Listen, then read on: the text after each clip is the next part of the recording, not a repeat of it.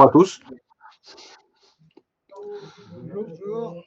j'espère que vous me voyez bien. Bon, donc je pense que vous me connaissez déjà depuis un certain nombre d'années avec mes vidéos. Et quand j'ai commencé, il y a déjà il y a une vingtaine d'années à faire des tutos de montage. Avant, je les faisais sur mon site internet avec des steps, des images par image. Après, on arrivait la vidéo. Et puis bon, maintenant, avec le temps, l'évolution, on arrive à faire des belles choses, quoi. Voilà. Donc moi, je suis pêcheur à la mouche depuis, allez, j'ai 63 ans et j'ai commencé la pêche à la mouche à 20 ans. J'avais 20 ans, voilà. Avant, j'étais un pêcheur de pêche au cou, pêche à la ligne, hein, un petit peu broché, et puis j'ai été mordu par la pêche à la mouche sur l'Allier, à Moulins. Je suis originaire de l'Allier. Ensuite, donc j'ai un peu perdu mon temps dans l'agroalimentaire pendant 10 ans, et ensuite j'ai eu l'opportunité d'être embauché dans la société Rago en 94, voilà.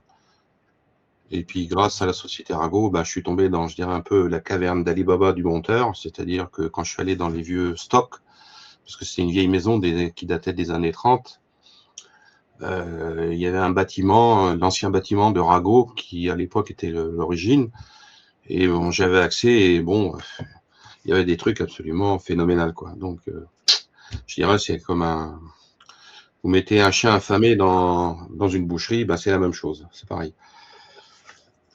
Voilà. Donc ensuite j'ai été embauché justement chez Rago et j'ai m'occupé du secteur mouche. Et là, bon, avec le travail, ben ça m'a permis de me développer, d'aller à l'étranger, d'aller dans des salons et puis de voir pas mal de choses, voilà. Et maintenant, je suis actuellement, je pense que vous le savez, chez Ardent Pêche depuis bientôt 18 ans. Et normalement, l'année prochaine, au 1er juillet, ben, je suis en retraite. Voilà. Ah non, ah ouais, pêche à la mouche. Faut pas travailler dans la pêche, hein, pour aller à la pêche, pour pêcher, hein. Non. Je dirais que ça fait l'effet inverse, quoi, voilà. Mais oui, il y aura de la pêche, il y aura déjà les copains, il y aura la photo, faire de la vidéo, continuer ma chaîne YouTube, bien sûr. Là, j'aurai plus de temps. Parce qu'il faut savoir que pour faire une vidéo, moi, il me faut au moins 5 heures. Donc, les gens n'ont pas toujours conscience du temps qu'il faut pour faire une vidéo. En plus, je vais faire peut-être différentes façons, mais une fois que je serai à la retraite, j'aurai du temps, donc je pourrais améliorer ça de façon très significative. Voilà. Donc, voilà. Donc moi, je suis un petit peu à votre écoute si vous voulez savoir des choses ou sur des trucs particuliers. Alors, je sais pas tout, hein, attention. Je détiens pas la vérité absolue, hein. Ce que je vous dirais, c'est mon expérience que j'ai accumulée depuis plus de 30 ans, de ce que j'ai vécu à l'étranger, dans mon travail, et puis de ce que moi j'ai vécu dans mon montage. Donc moi, j'ai commencé avec une petite boîte, une petite mallette, toute petite mallette, hein, qui faisait peut-être 40 sur 20, et maintenant je suis dans une petite pièce entière. Voilà, tout ce que je peux dire. Oui, j'ai fait le tour du monde, hein, oui, oui, oui. J'ai fait le tour du monde avec le Rago. Ça a été une excellente opportunité pour moi. Donc, c'est surtout, c'était les salons qui a beaucoup. Moi, ce que je conseille aux gens, c'est dans le montage, s'ils sont passionnés, c'est de prendre. Ça coûte, c'est un peu un investissement, surtout à notre époque. Maintenant, avec le pétrole et tous ces connards qui nous foutent la merde dans le monde entier, c'est un peu plus cher. Mais c'est d'aller dans des salons à l'étranger. C'est de faire des salons, même salons européens. Et moi, j'ai beaucoup appris dans les salons, à la rencontre des gens, à voir des choses différentes, voir des gens différents. J'ai fait beaucoup de salons à l'étranger, de montage de mouches, hein. Donc, et là, vous faites des rencontres, puis vous pouvez voir des façons différentes de travailler, des nouveaux matériaux. Enfin, c'est toujours enrichissant. C'est toujours enrichissant. Donc, l'année dernière, je suis allé 2 fois en Italie. J'aurais pu y aller 4 fois, mais bon, j'ai pas le temps.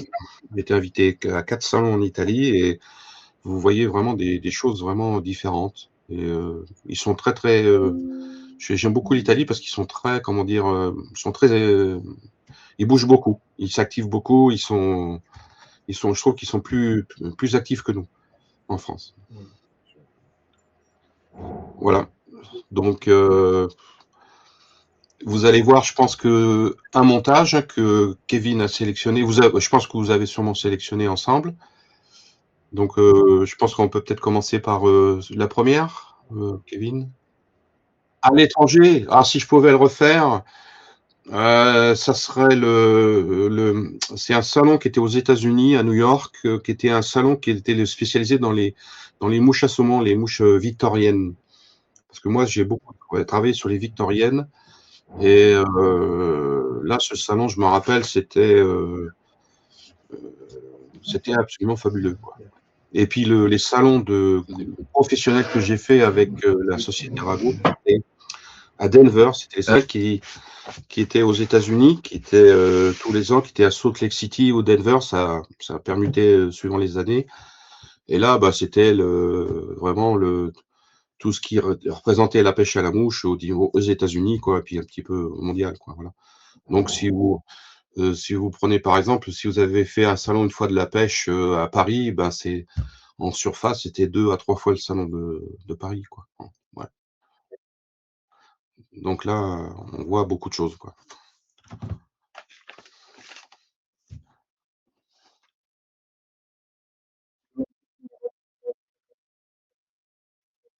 Oui, il y a pas. Ouais, il y a pas.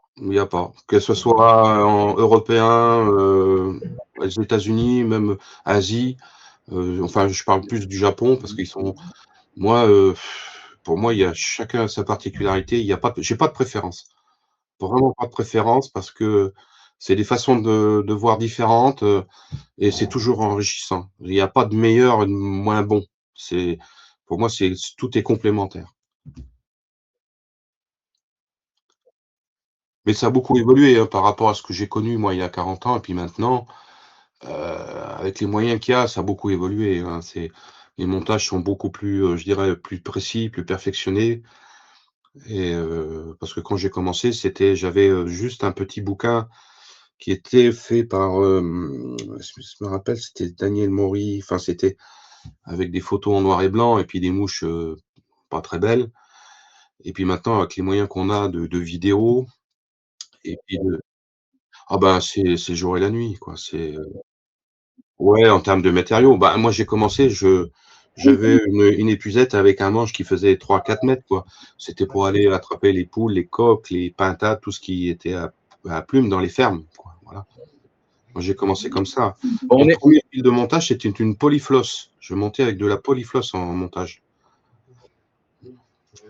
La question, ben, alors moi j'ai comme ma base, c'est naturel. Je reste toujours sur du naturel, mais le synthétique a sa part et il faut mélanger. Ça marche très bien, les 2. Mais j'ai une petite préférence pour le naturel parce que c'est vraiment, quand vous faites une mouche avec des plumes, des poils, je suis désolé, mais il y a quand même une fonction un peu plus naturelle que du synthétique. Ça se voit, hein,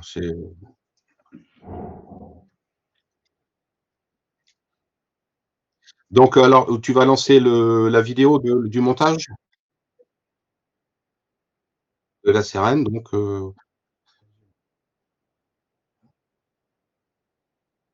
alors déjà moi mes montages, je sais pas, comment vous dire, c'est un petit peu à l'inspiration. Heu, Parce que tiens, j'ai un truc en tête, voilà, où j'ai vu quelque chose et puis, ben, allez, j'y vais et puis, alors quand je fais une vidéo, je fais, des prototypes, j'en monte, 4-5 et une fois que j'ai le bon modèle, j'en remonte, allez 3 ou 4. Comme ça, quand je ferai ma vidéo, je sais, je l'ai bien en tête. C'est-à-dire, je gagne du temps et puis, c'est plus précis, quoi.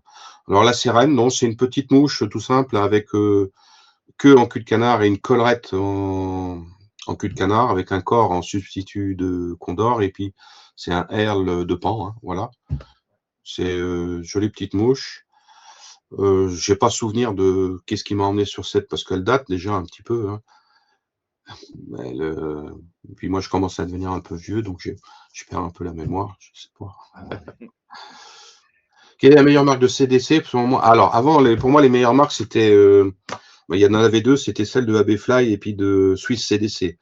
Mais Swiss CDC, c'est fini et AB Fly aussi, il arrête les culs de canard. Alors le cul de canard, ce que tout le monde recherche, c'est le cul de canard XL. Alors il y en a plus, c'est tout. Donc on peut en trouver des bons. J'ai vu là, j'ai mis sur, Ardent Pêche, là il y a la semaine dernière, du CDC, des belles plumes en taille, large, qui est pas mal. Mais du ce qu'on a connu nous en Suisse CDC et en Abbeyfly, c'est là, c'est fini, hein, c'est fini. Moi, ce que je conseille, c'est d'aller faut fouiner, aller même dans des élevages. Il faut aller, d'ailleurs, si je pense qu'en retraite, si j'ai l'occasion, j'ai quelques adresses d'éleveurs de canards, bah, j'irai faire un tour pour voir. Déjà, alors, faut montrer patte blanche, faut pas arriver un peu en pays conquis. Et puis, je pense qu'en buvant un coup, ça devrait s'arranger, je pense.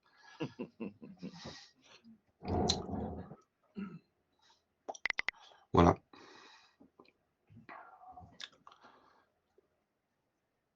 Ouais, ouais, tu coupes le son, ouais, ouais, voilà, ouais, d'accord. Bah, je vais refaire ce que j'ai fait parce que quand je fais mes vidéos, le son, je le fais une fois que ma vidéo, c'est ce qu'on appelle en off, en voix off. C'est-à-dire je passe ma vidéo et je commente. Voilà. Oui, oui, pas de souci, ouais, ouais, ouais, ouais. Alors, ici, c'est voilà, je suis sur un hameçon Daiichi, c'est 11,70, c'est un équivalent Tiemco, hein. Alors, à une petite pause là, s'il te plaît, Kevin. Alors, le fil que j'utilise à l'époque, c'était ce qu'on appelait le nanofil. Je sais pas si les gens s'en rappellent, mais Berkeley, la marque Berkeley avait sorti un fil de pêche qui s'appelait le nanofil.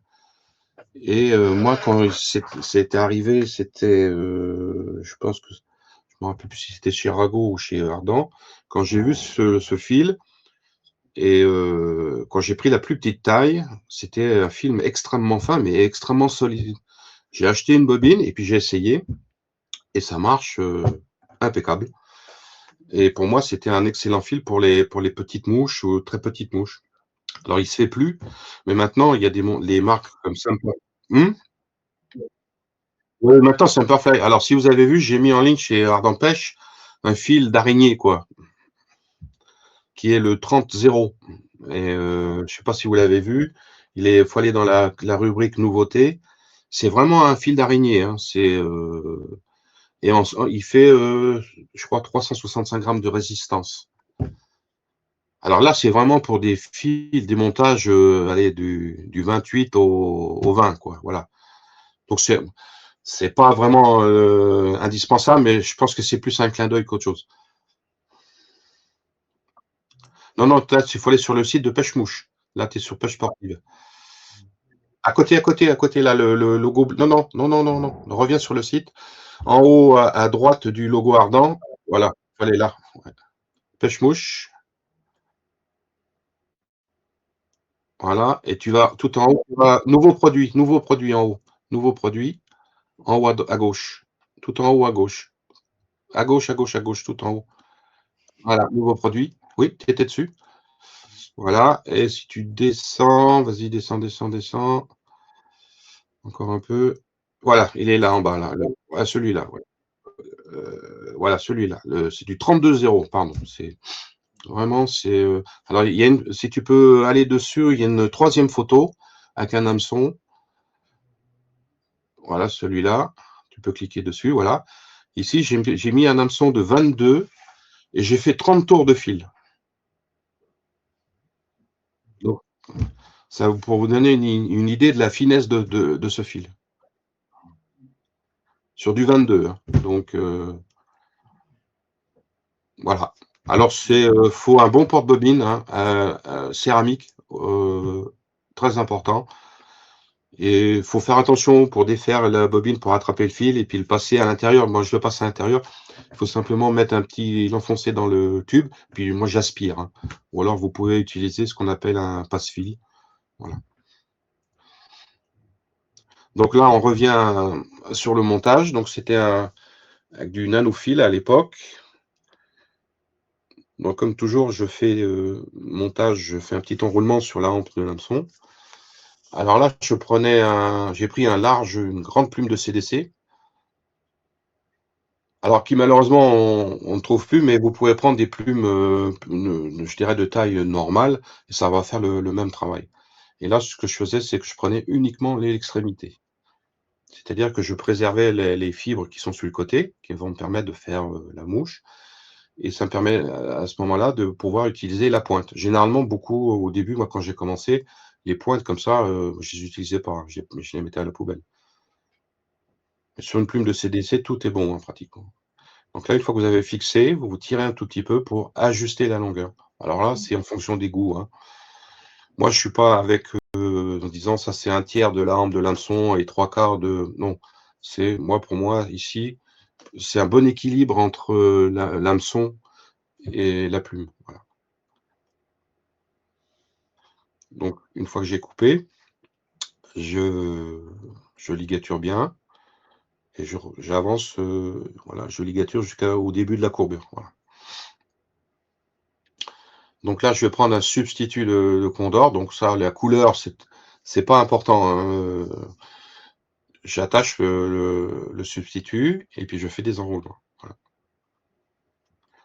Alors mes vidéos, bon, il y a c'est des modèles de mouches, mais c'est surtout les vidéos que je fais, c'est surtout pour les techniques de montage, c'est principalement ça. Donc si vous avez pas la bonne couleur pour monter, cette mouche, c'est pas grave. C'est le principal, c'est de suivre le montage et d'avoir différentes astuces, c'est tout. Donc là, je bloque avec le fil de montage, là, je coupe.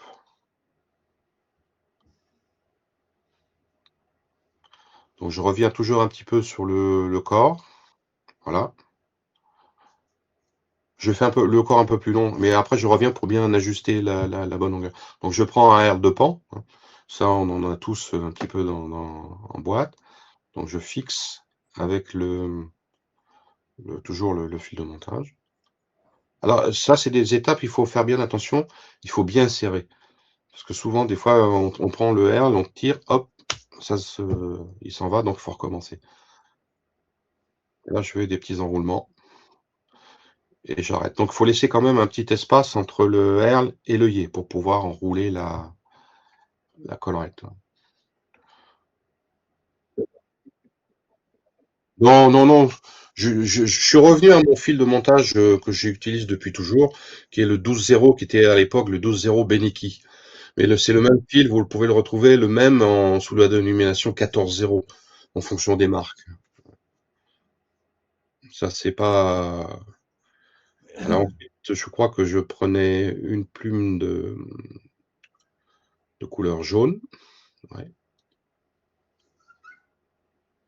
Alors pareil ici pour prélever les fibres là, je tire, hein, je les regroupe en les faisant tourner. Ça c'est ma façon de faire et pareil là, je prends les fibres que j'avais, alors là, je l'ai fait en 2 fois, mais ce que j'aurais pu faire pour aller plus vite et plus facile, c'est mettre les 2 plumes les unes sur les autres et de le faire en une seule fois. Voilà. Donc à l'époque, vous voyez, on évolue. Donc une fois que vous avez regroupé, alors je coupe, derrière, parce que quand vous arrachez des fibres de CDC, il y a toujours des petites, virgules un peu, rigides qui restent et ça, c'est embêtant parce que votre fil peut se prendre dedans et ça peut vous gêner pour monter. Donc là, ce que je vais faire, c'est un dubbing loop, c'est-à-dire une boucle.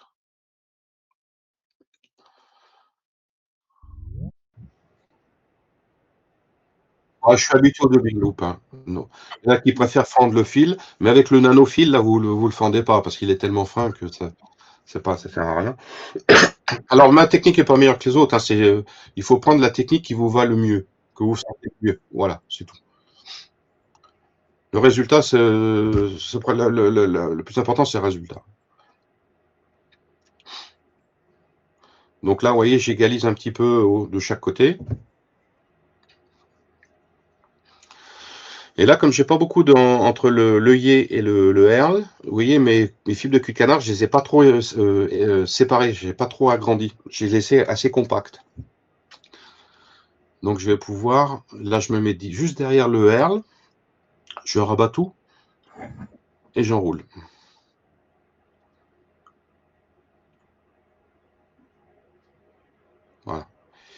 très bien.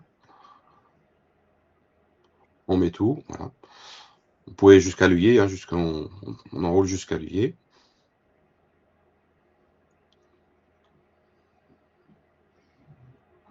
Alors oui, ça c'est un montage qui date il y a déjà quelques années. Donc je coupe et là maintenant ce que je vais faire c'est, la tête normalement. Donc ce que je vais faire, je vais tout rabattre, vous voyez? Je vais juste laisser dépasser l'œillet. Voilà. Comme ça me permet de bien faire ma tête et je remonte sur les fibres de cul de canard.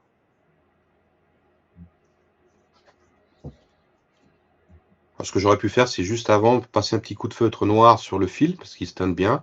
Comme ça m'aurait fait une tête noire, directement. Là on coupe et je vais rabattre là les fibres, vous voyez? Sur le devant, sans trop abîmer la queue et là je les regroupe toutes et je coupe. Alors ça peut se faire, je dirais, si vous êtes pas sûr de la bonne longueur, vous prenez, vous y allez par étapes, hein. Vous regroupez, puis vous coupez un petit bout, c'est trop long, vous recoupez, recoupez, voilà, jusqu'à ce que ça convienne. Donc là, bah, il va me rester de mettre une petite goutte de cyano, voilà, sur la tête. Alors j'utilise que de la cyanolite. J'utilise plus de vernis depuis, très, très longtemps. Pour moi, la cyanolite, c'est très fluide. Donc vous voyez, vous en mettez à peine sur la et ça diffuse tout de suite dans le fil de montage. C'est pas lourd et ça fiche, ça tient très, très bien. Voilà. Petite mouche tout simple. Bien sûr à graisser faut mettre un petit peu de graisse quand vous allez pêcher, quoi. Voilà. Super. Alors pourquoi pas utiliser un fil noir direct? Parce qu'à l'époque, le nanofil, il se faisait qu'en blanc.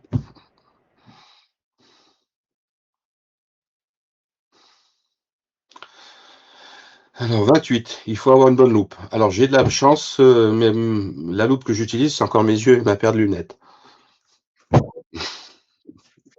Donc ça va. Alors ce qui est très important, c'est quand vous montez des mouches, moi j'ai remarqué beaucoup de gens, c'est d'avoir une bonne lumière. Il faut avoir un bon environnement lumineux, je dirais. Ça c'est important. Il faut avoir une lumière qui est concentrée sur votre étau, mais aussi il faut avoir une lumière qui est diffuse sur votre table de montage.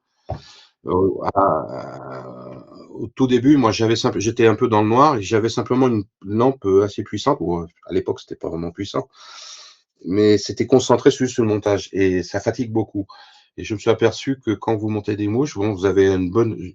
Des lampes, j'en ai une, deux, trois, j'en ai quatre au total. J'en ai une grande qui est devant, au-dessus de mon étau, et j'en ai une grande qui éclaire le fond. Voilà. Ça, c'est important. Tu conseilles ce montage sur quel type d'hameçon? Alors ce montage, oh ça peut aller alors ça peut aller du 16, hein, 16 au 10 au 12, hein.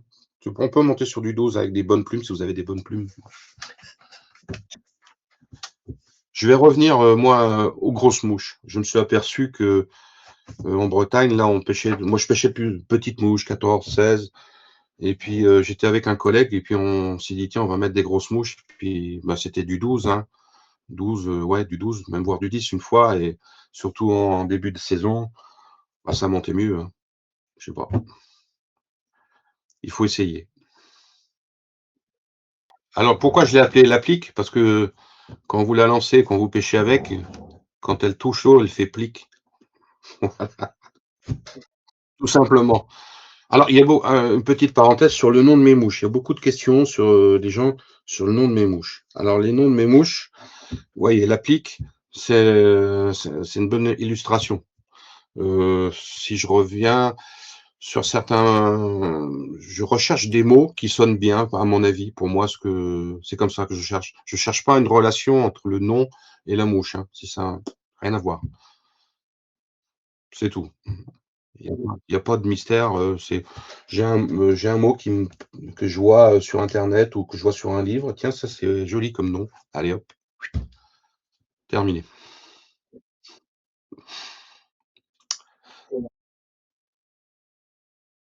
Ouais, c'est une nymphe, hein, non, ouais, c'est une nymphe, oui, oui, c'est une nymphe. C'est une nymphe avec 2 billes tungstène, hein, je crois que c'est du 2,5 ou 2 millimètres, je crois, 2 millimètres noir, avec un corps en polyfloss beige et avec un petit cerclage avec un fil 12-0 en couleur marron, ouais, c'est un marron, ouais, voilà, c'est ça. Donc là, ouais, voilà, donc on peut décliner en plein de couleurs avec les billes. Maintenant, on a des billes de toutes les couleurs, hein. On a de la polyfloss de toutes les couleurs. Et puis le tout est recouvert d'une couche de résine UV, hein. Voilà, c'est tout.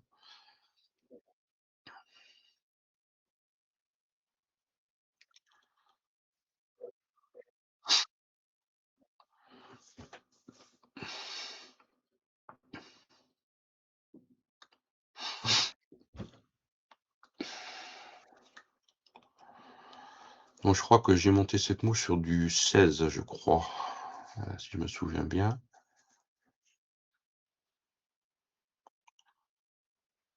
Donc ouais, ouais.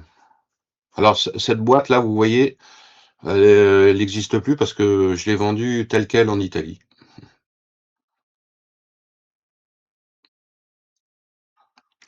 Et la vente a duré 1 minute.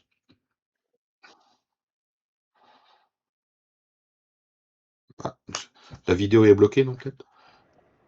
Non, on est revenu là. Ah, voilà. Il y a longtemps que vous la montez, cette mouche? Non, non, bah non, oui, c'est du non, non, il y a pas longtemps, non, enfin, ça, faut regarder sur YouTube. Je crois qu'elle doit avoir 1 an ou 2, je crois. 1 an? Ouais, ouais. Heu, marqué non, remonte un peu. Il y a 1 an, ouais, voilà. Mmh. Les deux billes font une belle silhouette à la neuf, là. Et oui, oui, c'est ça que, heu, j'ai mis 2 billes tungstène parce que je suis allé, je sais plus, c'était dans un réservoir, j'avais à peu près la même, j'avais simplement une bille, mais je trouvais que ça descendait pas assez vite. Et je me suis dit: «Tiens, il faudrait peut-être qu'on me mette 2 billes, ça ira un peu plus vite». Alors j'ai pas essayé depuis, parce que j'ai pas eu l'occasion d'y aller, mais et même sur certains trucs, j'en ai mis, une troisième mais un peu plus petite. J'ai mis 2 identiques et puis je crois que c'était une 2 billes de 2,5 millimètres et une en troisième en 2. On peut faire un dégradé si on veut. Mmh. Mais il y a plein de solutions. Moi j'aime bien, je fais rarement, 20 mouches là, identiques, hein. Au bout de la 10e, je commence déjà à y arriver, hein. C'est donc voilà, donc c'est bien un hameçon Daichi c'est 11,80. Le Daichi, ça correspond à un Tiemco 100, hein. C'est un hameçon standard. Donc alors c'est des petites billes de 2,5 millimètres, hein, donc vous voyez avec mes gros doigts, c'est pas évident, mais bon, on y arrive. Alors faut bien Oui, on peut faire de couleurs différentes, oui, oui, ça on peut s'amuser, hein. Alors ça, je vous conseille, c'est de faire ça au-dessus d'une table, pas au-dessus d'une moquette, hein, parce que la bille, elle tombe par terre, c'est fini, hein. Donc là, c'est un petit fil de montage toujours, 12-0. Moi, mon fil de montage, c'est 12-0, hein. Que ça soit du 28 au 8-0, c'est du 12-0. Donc là, je vais prendre une petite plume de Pardo. Donc je vais prendre quelques fibres, hein, pour faire la queue. Il y a pas besoin d'en prendre beaucoup. Alors soit vous pouvez les prélever comme je viens de faire là en tirant, en les arrachant, ou vous coupez. C'est petite, voilà, très fine. Généralement sur ce type de nymphe, il faut faire des queues très fines et pas trop longues. J'ai toujours tendance à faire les queues un petit peu trop longues, mais si vous voulez que la nymphe coule bien, faut éviter que ça soit trop long, trop épais. Même là, moi je pense que ouais, j'aurais dû faire un peu plus court. Donc là, avec le fil de montage, je remonte vers les billes, vous voyez, pour faire mon corps. Donc là, je vais couper.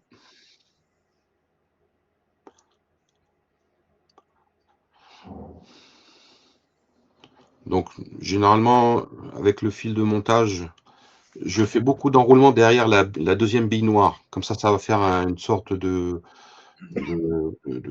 dire, ouais, et puis ça va bloquer un peu la bille. Donc là, je mets mon fil de montage, vous voyez, sur mon étau en attente. Et là, je vais former le corps avec la polyfloss. Alors généralement, il faut prendre une polyfloss, ouais, on est à sur 16, hein, c'est petit déjà. Donc il faut prendre une fine, hein, parce que vous pouvez avoir de la fine, de la moyenne et de l'épaisse. Une fine. Alors il faut bien enrouler. Ouais, ici, de temps en temps, je dévrille parce que la polyfloss, c'est une soie qui est multibras. Et à chaque tour que vous faites, vous torsadez la polyfloss. Donc de temps en temps, il faut dévriller. Vous voyez, ici, si on voit la polyfloss, elle s'écarte bien, elle s'aplatit bien. Et pour faire les corps, moi, je me sers de ça. C'est-à-dire, vous voyez, ici, elle est très large. Donc, je fais des enroulements un peu plus épais sur un certain endroit et j'arrive à faire une belle forme conique. Et là, il me reste plus qu'à faire le cerclage avec le fil de montage. Donc, on peut changer la couleur, hein, des billes, on peut changer la couleur de la polyfloss, ça, c'est juste un modèle pour voir comment monter cette mouche. Alors ça, la polyfloss, ici, je conseille, c'est vraiment de couper au ras. Parce que vous voyez, le petit bout de polyfloss qui dépasse, eh bien ça, des fois, je dirais que c'est une chure, hein, parce que si vous voulez faire un beau corps lisse, il faut que ça soit vraiment lisse dessous.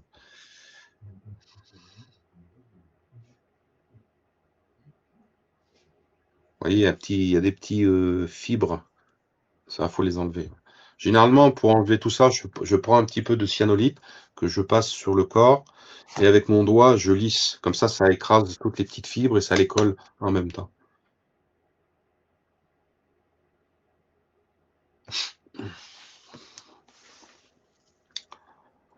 Voilà, là, vous voyez, je mets une petite goutte de cyanolite. Là, vous voyez le fil de montage, il y a le petit bout, la petit rikiki qui dépasse. Et avec le doigt, j'appuie dessus. Voilà. Parce que si vous voulez faire une résine UV avec un corps bien lisse, ça va. Je suis désolé, ça fout la merde. Donc là, je prends de la Solarez, hein, très bonne résine UV. Il faut prendre de la fine, pas de l'ultra fine, hein, de la fine. Et là, on y va tout doucement. Vous voyez, je me sers du tube pour égaliser. Ouais, vous voyez, on voit même un petit bout des fibres de polyfloss qui m'embêtent un peu, mais là, ça va le faire.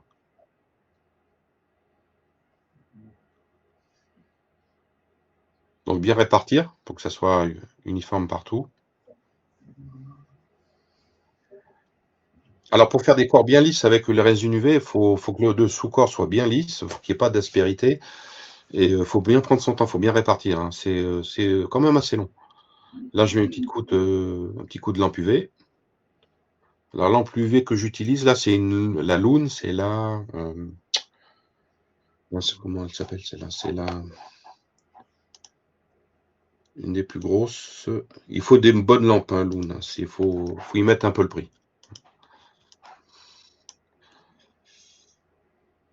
Et là, maintenant, je vais répartir. Je vais mettre une seconde couche.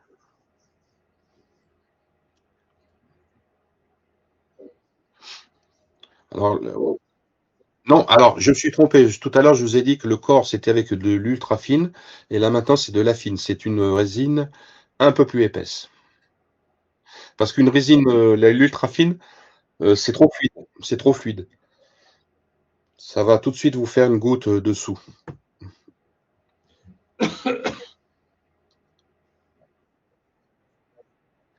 Ah non, non, pas oui, alors, au départ, c'était pas pour boucher, c'était pour avoir un joli rendu. Et on s'aperçoit qu'en faisant ça, ça bouche justement entre les deux.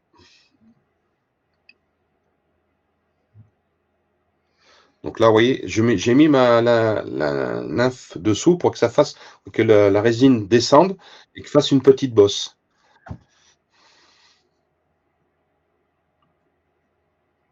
Voilà, vous voyez, ça fait une petite bosse.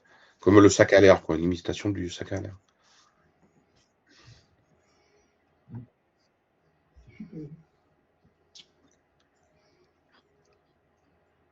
Donc c'est de l'enroulement, hein, c'est tout, hein, et puis de la résine.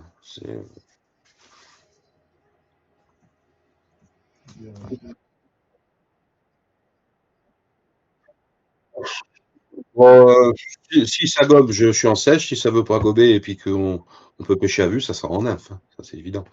Ouais, je vais pas m'obstiner sur une technique qui marche pas. Alors qu'il y en a une autre qui, quand vous avez un ombre, une truite qui est au fond et que vous voyez vous avez vous voyez le blanc de la bouche qui s'ouvre de temps en temps, vous n'allez pas passer une sèche, hein. Non, non. Oh, très peu, non, streamer. Non. Streamer, c'est surtout quand je pêche au brochet, quoi. Ouais.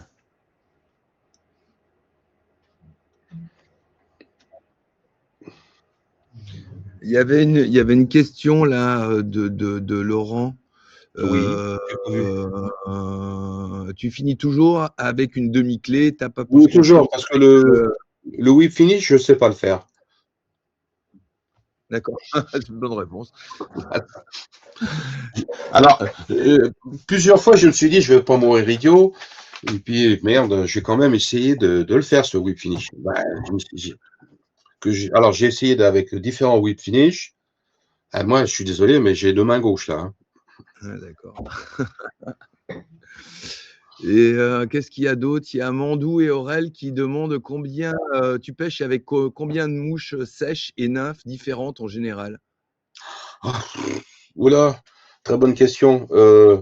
Dans ma jeunesse, enfin, dans mes débuts, début milieu, j'avais mon gilet qui à l'époque était, je sais pas si les gens s'en souviennent, c'était un sorguette. Mmh. J'avais peut-être 200, 300 mouches. Bon, maintenant, ça s'est réduit, hein. Ouais, ça s'est réduit, beaucoup réduit.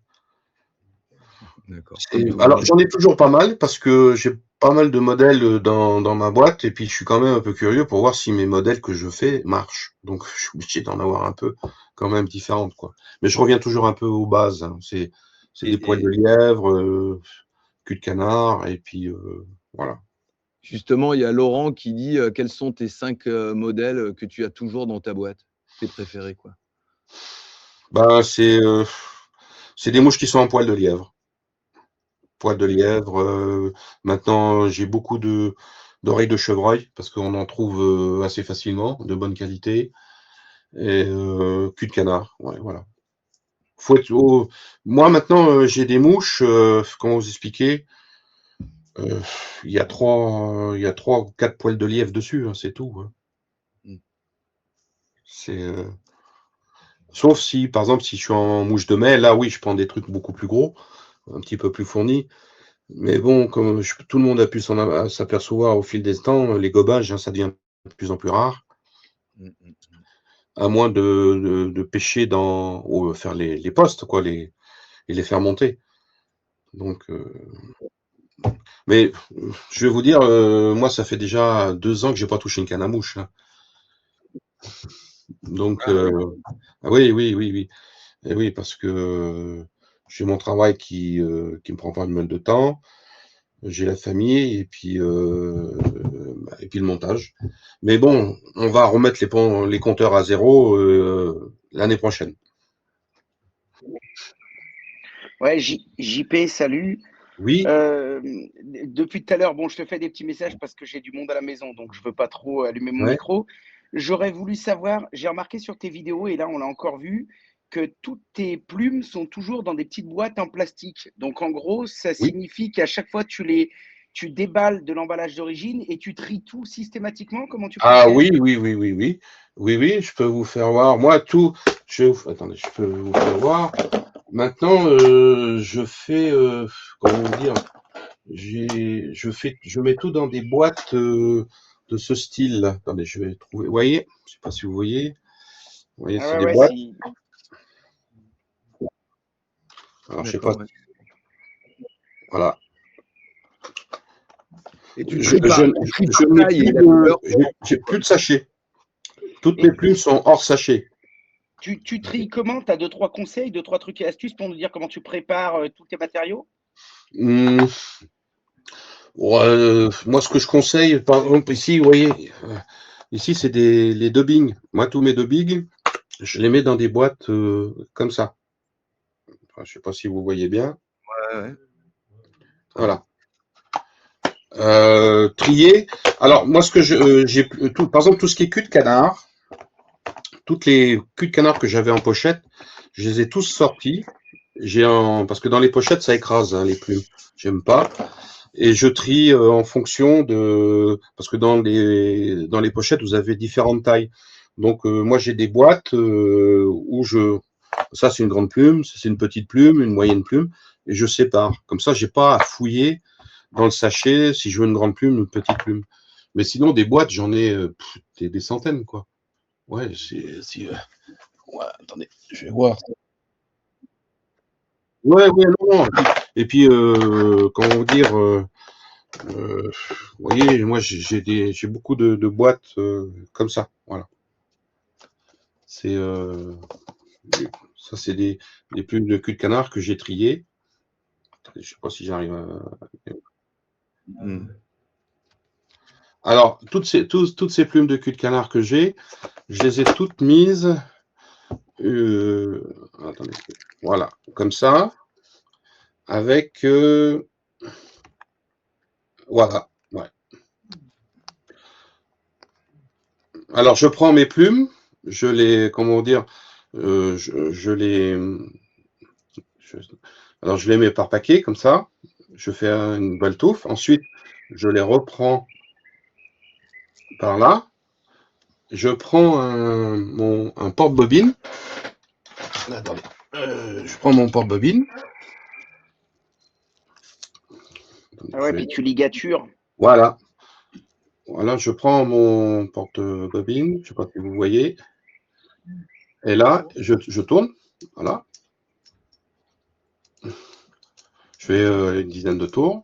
Une fois que j'ai fini, je mets une petite goutte de cyano sur mon enroulement. Je coupe les deux fils et puis c'est terminé. Et ensuite, je coupe, voilà. Je coupe à ce niveau. Voilà. Ah ouais. Non, non, je prends et je tire. Voilà. Alors, il faut tout ce qui est plume, faut tout.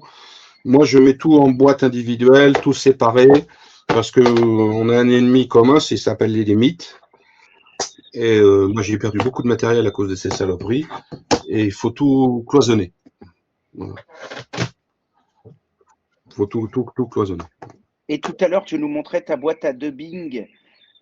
Tu les sors juste de l'emballage du commerce, tu les mets dedans ou tu fais une Ah oui, préparation oui, oui, oui, spéciale? oui, oui, oui, oui, oui, oui, oui, oui, oui, mais des boîtes à demi, j'en ai un paquet, quoi. C'est attendez. Oui, oui, moi j'ai fait moi-même mes dubbing. Hein. Enfin, comment vous expliquer?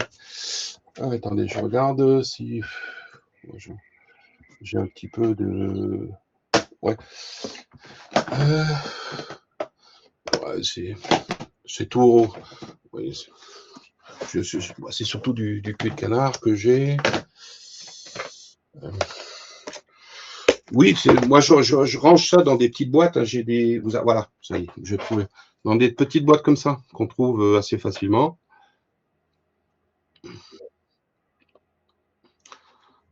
Voilà.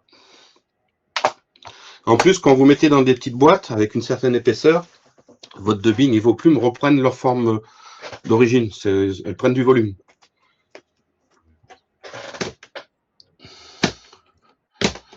Voilà. Ouais, c'est super intéressant. Et là, il y avait une question sur le côté, je me permets de la poser pour le Oui, collègue. vas-y. T'as des conseils, toi, ou t'as des modèles préférés pour le tandem en fonction de la sèche que tu vas mettre en haut et puis de la nymphe que tu mets Oui, dessus. pour sèche et nymphe. Ouais, Je suis pas un expert là-dedans. Je pourrais pas vous dire. ouais. Non. Mais généralement, je prends une grosse mouche, je prends un joli palmer ou un cul de canard bien fourni, et dessous, je mets une petite nymphe comme l'applique, hein, par exemple. Ouais.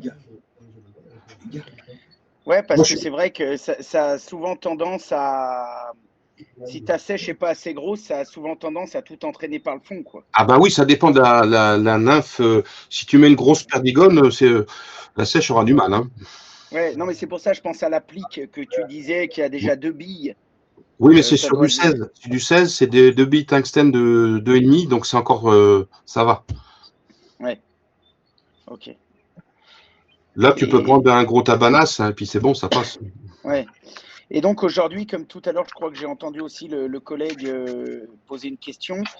Tu montes plus du tout de petits streamers, même à tu sais, des petits streamers truites, perches, sans parler forcément de gros streamers à brochet ou à saumon, mais Ah non, non, ah non, non, parce que c'est pas, non, parce que je pêche très peu avec, et puis, ouais, c'est pour tout.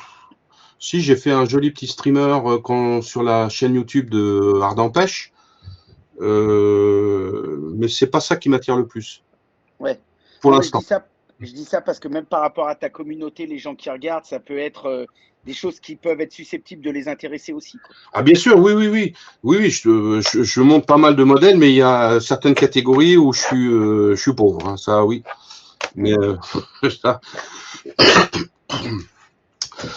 j'espère pallier un petit peu ce manque l'année prochaine, après, si ma femme me Ouais, fout. Finalement, je vais te poser juste une dernière question avant la fin, puis après je recouperai le micro. Mhm. Quand je vois tout ton matos, bon, moi je fais un peu de montage, on va dire au-delà du plaisir de ce côté de monter ses propres mouches et du bricolage. J'ai Oui. l'impression que c'est plus rentable d'en acheter des toutes faites, non?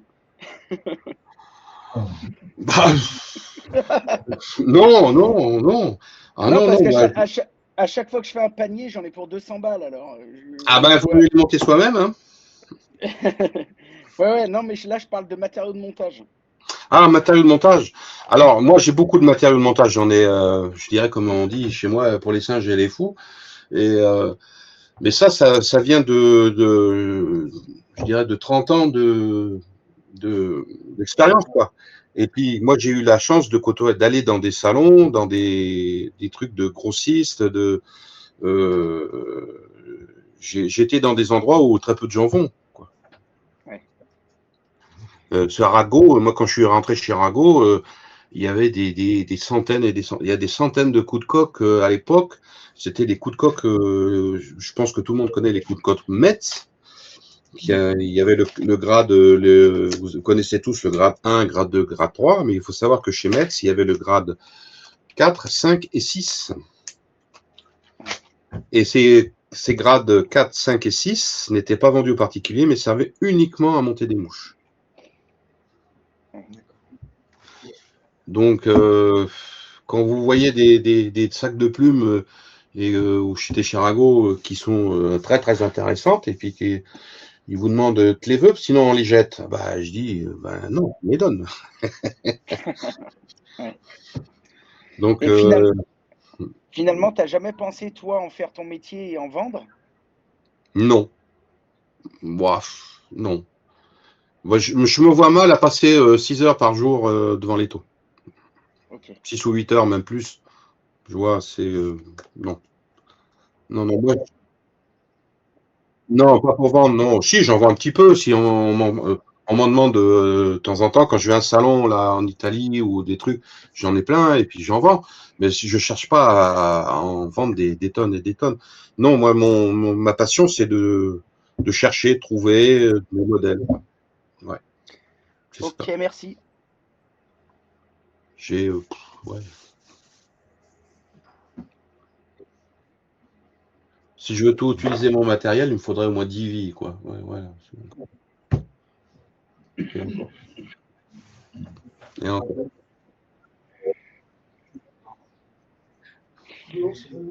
Non, Oh, c'est juste bon là. s'il est. Ouais. Ouais, ouais, c'est Ah, bon. Juste s'il a trop de matériel pour une vie, tu penses à nous. Ouais, oui, mais il y a déjà du monde sur la liste, hein. Merci.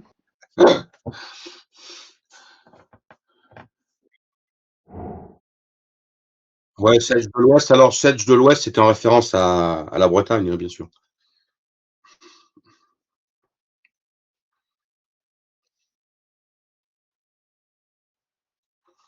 Donc ça, c'est un Sedge, je dirais, classique, hein, qu'on retrouve un peu dans toutes les boîtes, hein.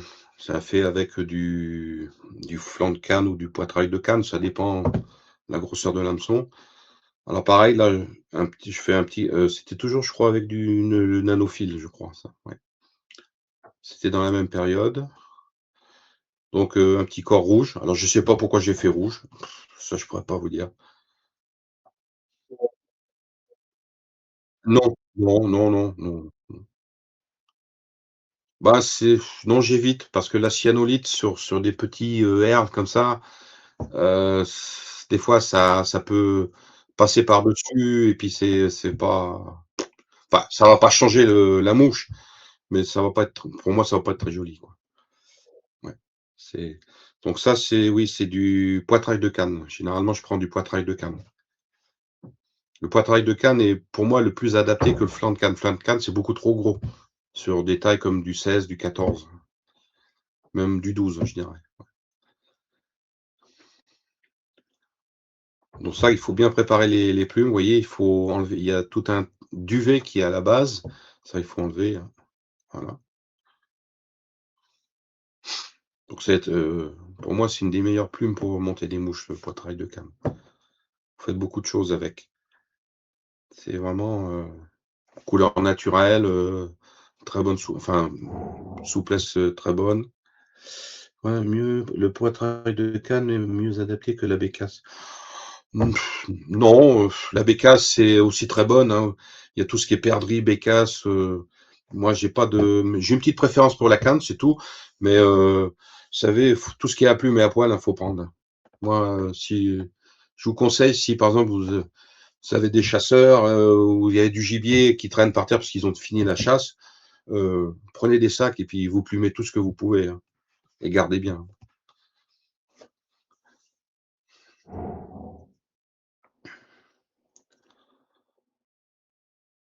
Alors là, pour faire cette aile, donc je prends 2 plumes. Donc c'est-à-dire que je vais prendre ces 2 plumes, je vais en mettre une sur un côté et l'autre sur l'autre côté. Alors vous voyez, où j'attache le fil de montage, je l'attache à la base des fibres, hein, pas directement sur le rachis. Parce qu'en faisant ça, on arrondit, je dirais, un peu la plume pour qu'elle se, mette sur le côté, oui. Donc faut bien pousser, voilà. Alors cette technique un peu de montage, vous voyez, de regrouper les fibres comme ça, avec le fil de montage, ce qui m'a beaucoup aidé, c'est les montages des mouches victoriennes à saumon. Quand vous avez, un gros paquet de fibres qu'il faut attacher et qu'elles, toutes doivent rester en place, c'est un très bon exercice. Donc là, j'ai fait je dirais mon premier côté. Là, on dirait que c'est pratiquement, la mouche, l'aile est faite. Non, si vous regardez, la plume est un peu plus sur le côté. Et là, je vais mettre la deuxième par-dessus. Toujours pareil, vous voyez, très important là où je place le fil. Voilà, je tire un petit peu, j'ajuste.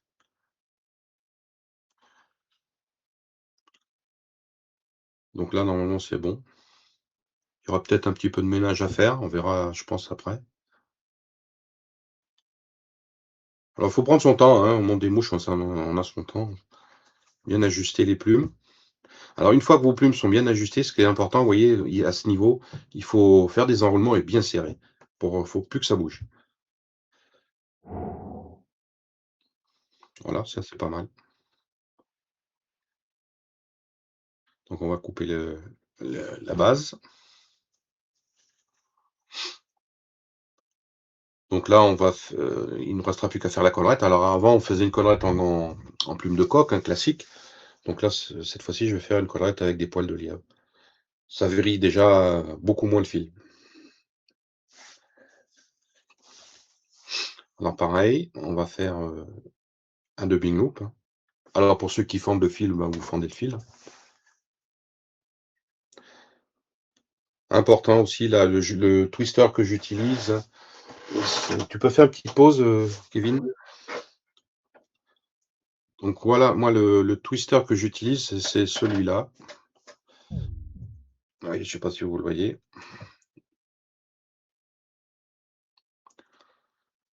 Alors, ce twister, il a l'avantage, vous voyez, il a 2 crochets.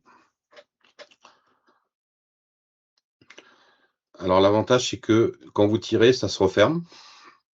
Donc, vous pouvez bien doser. Et par exemple, si vous mettez alors, la marque, ça, c'est.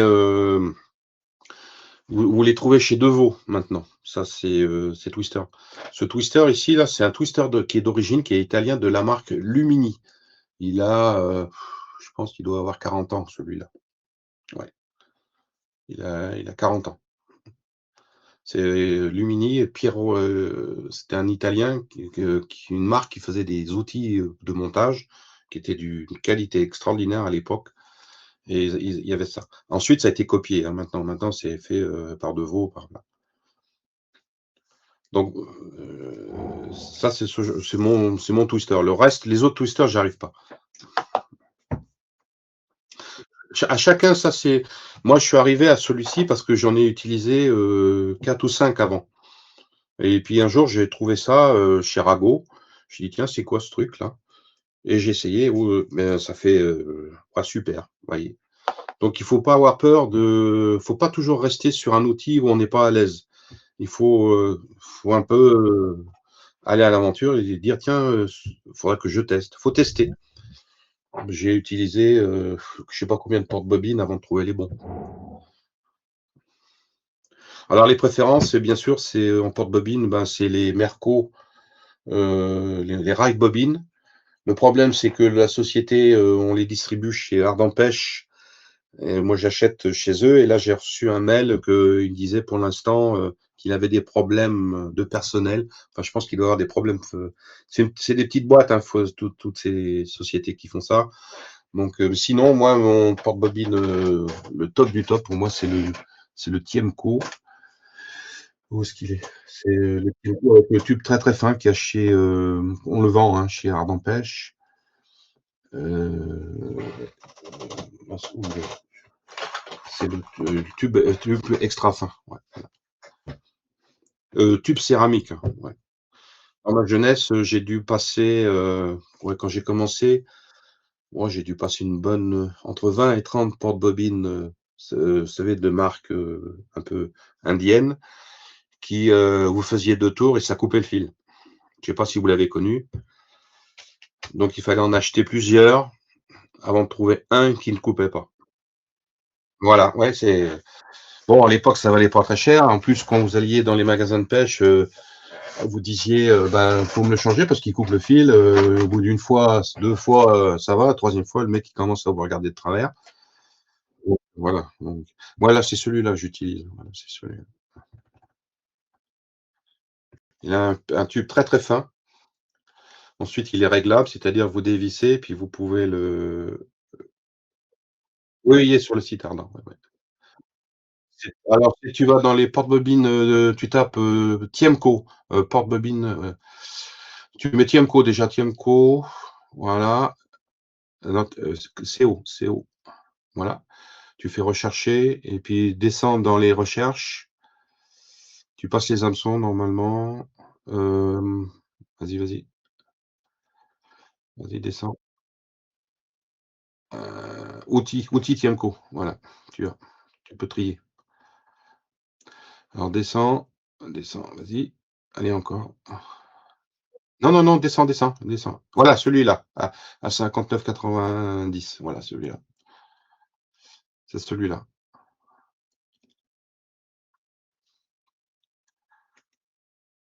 Pour moi, j'en ai passé des porte-bobines. Hein, j'en avais une collection passé un temps et pour moi, c'est top.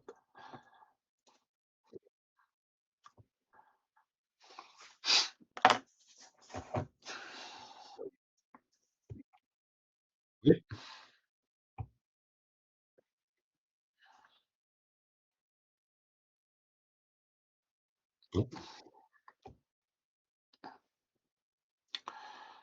Alors là, on était sur la collerette. Alors, je vous invite à aller voir les vidéos sur les collerettes en lièvre, hein, que vous avez en fonction de la position de la courbure, vous voyez, Alors, c'est le dos du lièvre, hein, c'est la peau du lièvre, hein, ça. C'est les poils de. Au début, j'ai commencé avec les poils de masque parce que j'avais que ça. Et le jour où j'ai trouvé une peau, j'ai fait plus qu'avec ça. Alors, tu pourrais peut-être revenir un petit peu en arrière, s'il te plaît. Voilà, et à ce niveau-là, voilà. Vous voyez, important de placer, de garder tout. Quand vous prélevez vos poils sur la peau, il faut les prendre d'une façon. Ça, il faudrait avoir sur des vidéos un petit peu plus récentes que j'ai faites où j'explique. Quand vous les prélevez sur la peau, il faut bien les tenir de façon à garder la régularité. Vous voyez, ils sont tous bien alignés. Et il est très important, en fonction de la position de la courbure, ici, là, les pointes partent vers le haut. Donc, quand vous allez les enrouler, elles vont se rabattre vers l'arrière. Et si vous les mettez ici, dans le dubbing loop, les pointes vers le bas, quand vous allez les enrouler, elles vont partir vers l'avant, comme un montage avancé. Voilà. Et si vous laissez, là, je vais couper, vous voyez, sur le côté droit, au niveau du ciseau, je vais couper à 1,5 cm du fil, ici, voilà. Voilà. Comme ça, il n'y aura qu'une partie qui va aller se rabattre vers l'arrière. Si j'avais laissé les deux, ça aurait fait une collerette mixte. Là, j'ai 3 vidéos qui expliquent tout ça sur ma chaîne. Mais c'est vieux ça, sur la collerette, j'avais commencé à expliquer la collerette, c'était dans Pêche-Mouche, il y a, je sais pas, il y a plus de 30 ans.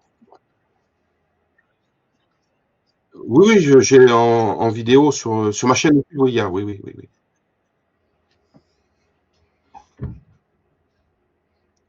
Donc là, une fois que vous arrivez, ce qui est important, c'est bien rabattre, vous voyez, tous les poils vers l'arrière.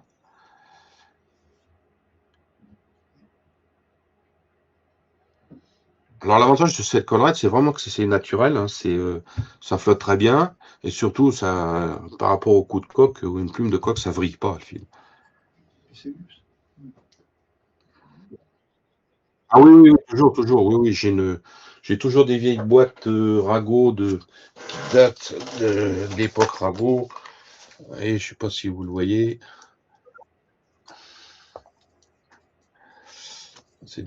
Oui, c'est. Alors ça, c'est pas très compliqué, hein, c'est de la graisse, silicone, hein, que vous trouvez en industrie. Oui, les gros tubes, ouais, voilà. Nous, on a acheté ça en pot de 25 kilos.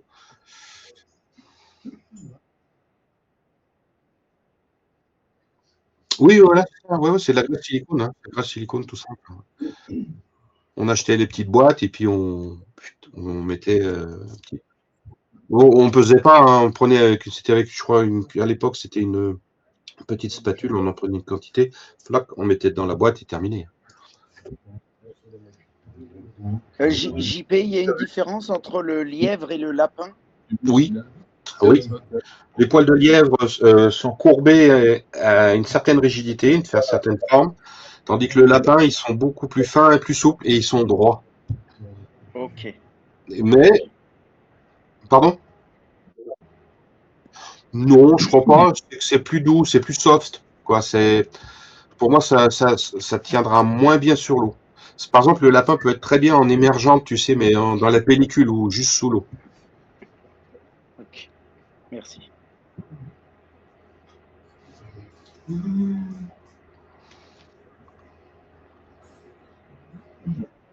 Ouais, ça tombe. Donc là, comme j'ai fait ma collerette, donc si vous regardez à chaque fois que je fais mes montages, je prends tout, je tire tous les produits vers l'arrière, de façon à faire juste dépasser l'œillet et la tête. Comme ça me permet de la faire propre.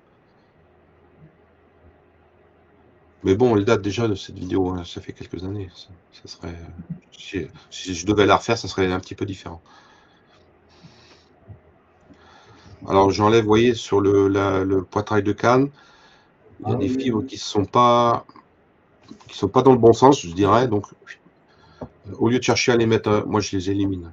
En plus, alors là, je coupe dessous, c'est-à-dire que ça, pour que la mouche se pose vraiment bien à plat sur le long. On peut les laisser. Pardon? Tu changerais quoi sur la mouche si tu à refaire? Déjà la couleur du fil de montage, Et puis le corps, hein, je le ferai avec des fibres de queue de faisan. D'accord. Mmh. Bah, c'est plus dans la couleur de l'insecte. Le plus réaliste. Et puis peut-être que je prendrais pas du poitrail de canne, mais des poitrails de canard, tu sais, de couleur brune. Ok. Mais il y a plein Juste une de. Oui, oui, vas-y. Excuse-moi, Non. l'étau, c'est un Dynaking, non? Oui, c'est un Dynaking, oui. C'est ça, ouais, ok. Oh, celui-là, il est vieux, il date, je l'ai acheté aux États-Unis, celui-là. Je reconnais la tête parce que j'ai un truc, ça ressemble vraiment à ça. Ben, c'est ça. Je sais pas si tu peux mettre la vidéo. Ah, vas-y, prends ton temps. Voilà. D'accord. Ouais, non, c'est pas celui-ci, mais c'est la même tête, quoi, en fait. Avec une base. Et la base, elle fait. Alors attendez, je vais vous dire. Ça, c'est un copain c'est Michel Flenet qui me l'avait fait. Et elle fait 3,6 kg. Ah ouais. Et il m'a dit, c'est de l'acier Peugeot. Excellent. Donc c'est lui qui a tout fait, hein. C'est lui qui a tout fait. Ouais, un bon coup de fraiseuse. Ouais, il m'a même fait il a fait la vis là, il a tourné tout. Ouais. Alors Dynaking, ça a été vendu, ça a été racheté et ça, comment dire, c'est un petit peu traîné. Je les avais contactés, ils m'ont dit on est un peu surbooké et puis là maintenant j'ai été voir, ils ont rouvert leur site avec les étaux et maintenant c'est disponible. Mais ça c'est un étau. Bon, je suis autour de 700 balles, hein. Mais il y a plusieurs modèles, attention, hein. Mais on les faisait chez Ardent Pêche passé un temps, mais après c'était devenu trop cher, hein, pour nous.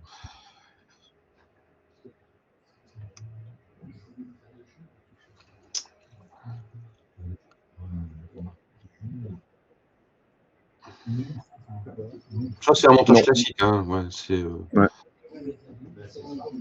Le système là, des deux plumes, là, ça doit bien flotter, ça doit emmagasiner de l'air. Voilà, c'est ça, oui, voilà. Il faut bien les graisser, enfin, faut les graisser juste ce qu'il faut. Mais étant donné qu'il y a pas mal de fibres dessous, ben ça emprisonne un peu l'air, quoi. Ouais. Pareil, au niveau des tailles d'hameçon, tu descends peut-être pas trop petit avec ça. Ah bah non, on peut pas. 18, c'est pas la peine. Je crois que ce maximum pour moi c'est 16, hein, en plus petit. Okay. C'est un sedge qui marche bien en journée sur la Rybnik. Ah ça, la Rybnik, oui, Rybnik, oui. En journée sur des eaux très claires, sur les bordures. Ouais, en petite taille, 16, oui. Ouais. Ouais, bah, ça dépend de la saison, hein, si vous êtes en juin ou en septembre. Ouais, mais même en gros, hein, ça marche. Oui. Alors, tu parlais de grosses mouches, même en gros, ça marche bien. Oui. Ah, la Rybnik, oui. Ah ben, je veux bien retourner, la Rybnik. Ouais, moi aussi. Qu'est-ce qu'on est bien là-bas. Qu'est-ce qu'on est bien là-bas. C'est un cul-de-sac, hein, la Rybnik. C'est une résurgence, donc comme dirait Coluche, il n'y a pas un troquet, pas une mobilette, on est tranquille là-bas. Il n'y a personne pour vous emmerder, on est sur la France des années 50. Et puis quand on pêche, on pense plus à rien. Enfin bon. Ta rivière préférée française? Ah bah moi c'est la Sioule, là où j'ai appris à pêcher la truite. Ouais.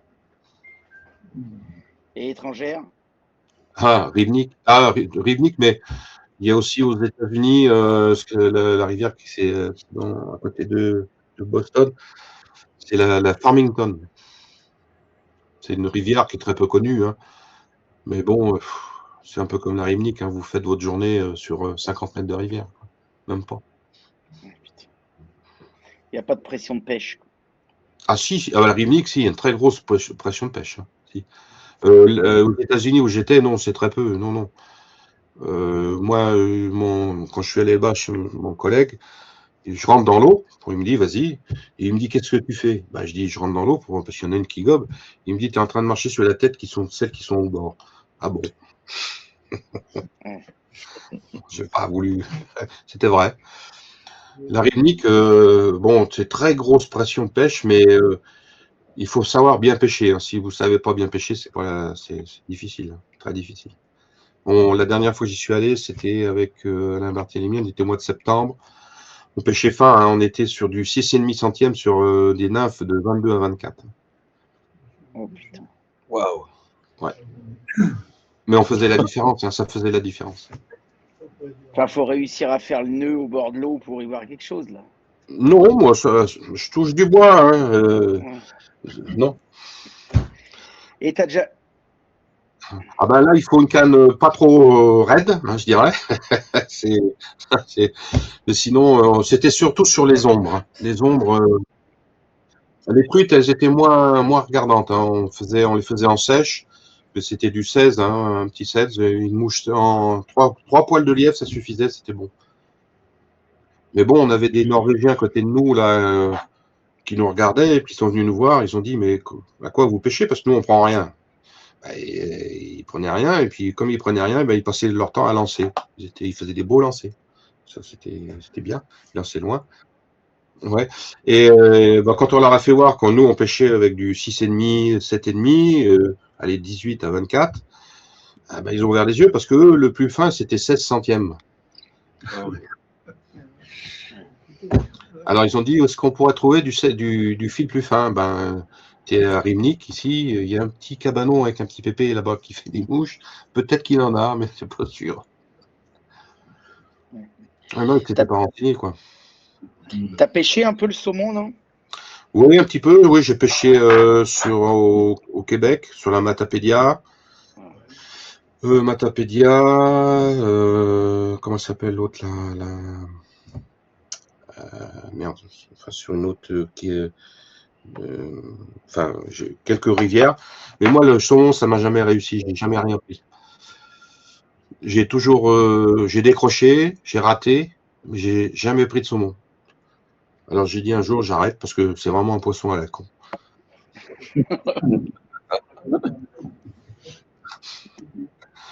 Je suis allé, c'était sur c'était pas la ouais, Gaspésie, ouais, la Gaspé. Ouais. Je suis allé c'était sur la Matapédia et on savait, au Canada, ils disent un saumon, c'est 1000 lancers. Donc, vous faites un circuit, hein, vous arrivez, il y a 4 ou 5, donc vous vous mettez à la queue et puis vous tournez. Quoi. Quand vous avez tourné toute la journée et puis que vous n'avez rien pris, donc il y en a un en dessous de vous qui prend un beau saumon, et celui qui est au-dessus, il en prend un, et moi j'étais au milieu, je prenais rien. Je dis, bon, mais j'ai sauvé un peu l'honneur parce que j'ai mis mes polarisantes, et puis vous savez, en tournant, quand vous tournez, vous faites un peu de la gratte hein, quoi, dans l'eau. Vous grattez un peu, parce que ça bouge. Et il y avait ce qu'ils appellent les brooks, c'est des truites, qui sont très colorées, qui étaient là devant, à 3 mètres, même pas 2 mètres devant moi, et elles étaient toutes alignées, les unes à côté des autres. Et toutes étaient entre 40 et 60. Ah ben, moi, ça a été très rapide. Hein. J'ai enlevé la mouche à saumon, j'ai mis un petit 16 centièmes, une petite tête orange, et plic, premier passage, 60. Deuxième, pareil. Et puis les mecs, ils venaient, mais qu'est-ce que tu pêches? Je dis, je pêche les trucs, là, ces cons de saumon, ils veulent pas mordre. Bon, je m'amuse un peu, quoi. Bon, on les a mangés le soir. Et toi, tout à l'heure, tu disais que tu pêchais donc à la nymphe à vue, mais pas à la nymphophile. Si. Au nymphophile, non, je suis pas trop. C'est pas trop mon truc. La nymphophile, c'est. La nymphophile, moi, je pêchais sur la sioule, un peu la nymphophile, c'est-à-dire avec la nymphe qui descend tout doucement. Et vous surveillez le bas de ligne. Et dès qu'il y a un petit arrêt ou n'importe quoi, on fait. Mais moi, il y avait des gobages en même temps, donc. Forcément. Ouais.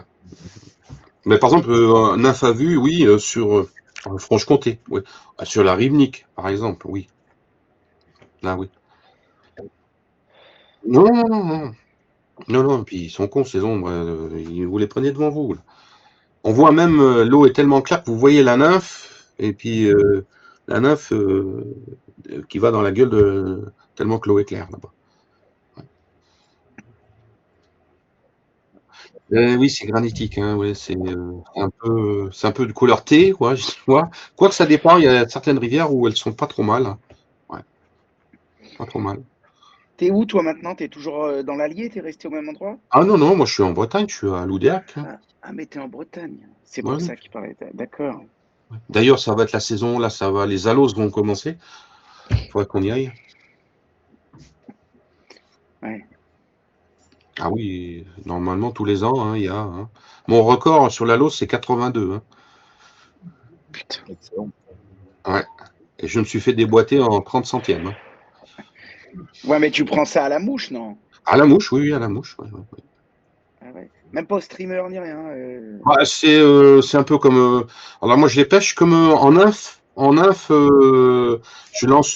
C'est des grosses mouches plombées, des tungstène plomb. Hein, moi, je dis, faut que ça tue un chien, quoi. Donc que ça soit lourd. Parce que là où on les pêche, il y a beaucoup de courant. C'est très rapide. Donc il faut que les mouches passent juste devant. Si elles passent juste au-dessus, ça mord pas. Et on pêche canne levée et on fait des dérives comme ça. Même une année avec Michel Fenet, on les pêchait à vue sur le Blavet. Il y avait un endroit où on pouvait les pêcher à vue. C'est-à-dire envoyer la nymphe, envoyer la lose prendre la nymphe. Putain. Et Ouais. lui, en pêchant la lose, il prend un saumon, hein, 86, 83, je crois. Voilà. Moi, je suis maudit, oui, oui. Parce que à l'époque, Michel, lui, on était en Irlande. Moi, j'ai rien pris. Lui, il m'en prend deux sous le nez. J'ai dit le troisième, je te mets à l'eau. On a été plus haut et pomme, il m'en prend un autre. Bon, j'ai dit, c'est pas la peine d'assister. Hein. Je préfère faire des photos. Il y a encore un peu de saumon en France, non? Ouais, un petit peu, mais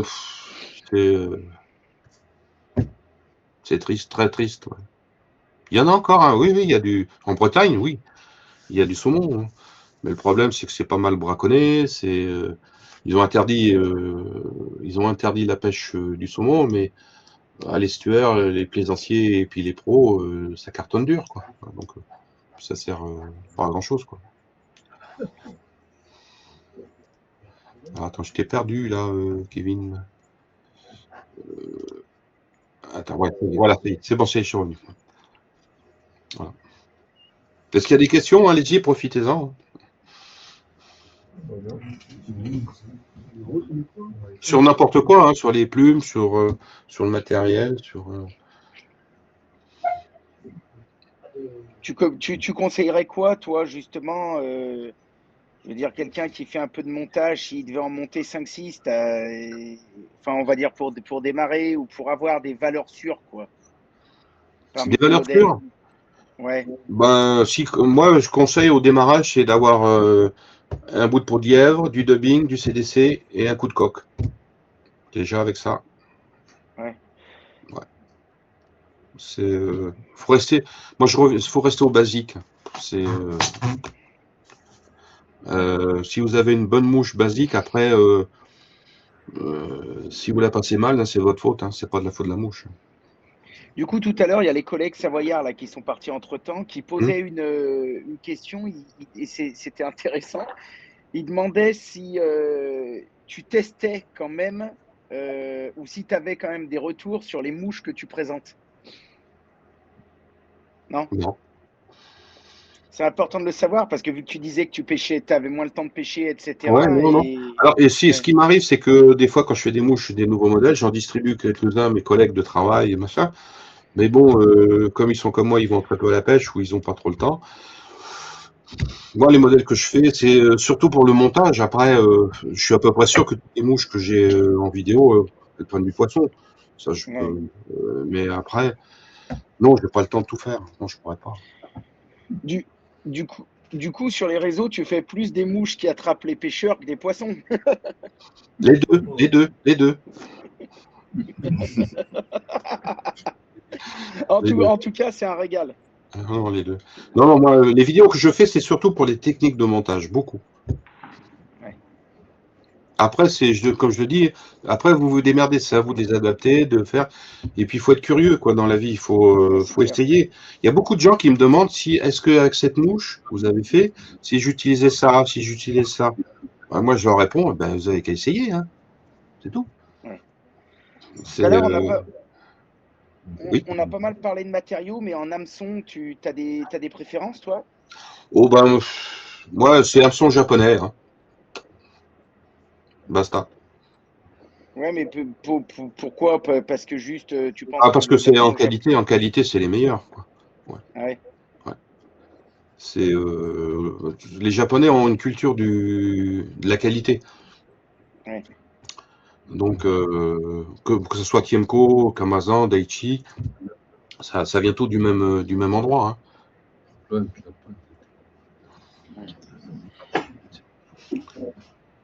Ouais. Ce qu'il faut savoir aussi, c'est que les Chinois maintenant ils commencent à pointer leur nez, hein. Ah bah, C'est que-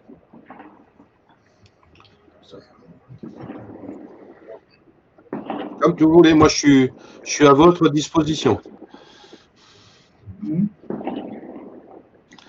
La Candy, oui, la Candy, oui, parce que c'était, j'ai appelé la Candy parce que c'était la chanson, au pays de Candy?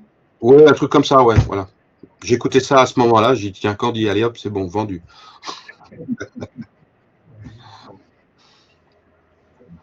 Bonjour, nous allons... Donc là, c'est sur un hameçon courbe de type Cadiz, hein. Ah ouais, c'était avec Ardent Pêche, ça, oui, d'accord. Ouais. Ok. Donc oui, pour faire cette mouche, j'utilisais là cette petite bande synthétique des Perfect Kill de chez Semperfli. Alors ça, c'est intéressant parce que c'est vraiment bien fait. Ce sont des petites bandes, comme vous voyez, qui sont dégressives, hein, qui partent très fines. Voilà. J'utilise de la résine médium. Voilà. Une bonne lampe UV. C'est l'Infinity. Voilà, c'est la, je crois que ça doit être. Et du Scudback. Voilà. J'aime beaucoup ce matériel, le Scudback, parce que vous faites pas mal de choses. Et un petit peu, et des Gamakatsu, voilà. Et un petit peu de lièvre, hein, bien sûr. Donc, oh. Est-ce que vous voyez la vidéo? Parce que moi, c'est figé, non? Allô, allô? Oui? Euh, moi, la vidéo. Ah, ça y est, c'est revenu. La vidéo était figée. C'est pour ça. Si, sur ton écran, mais ça c'était bloqué, quoi. Voilà, c'est bon, voilà, c'est revenu, mais ça a du mal à passer, on dirait, hein. Alors là, c'est toujours pareil, un petit enroulement sur la hampe. Et on va faire une petite queue. Alors, ouais.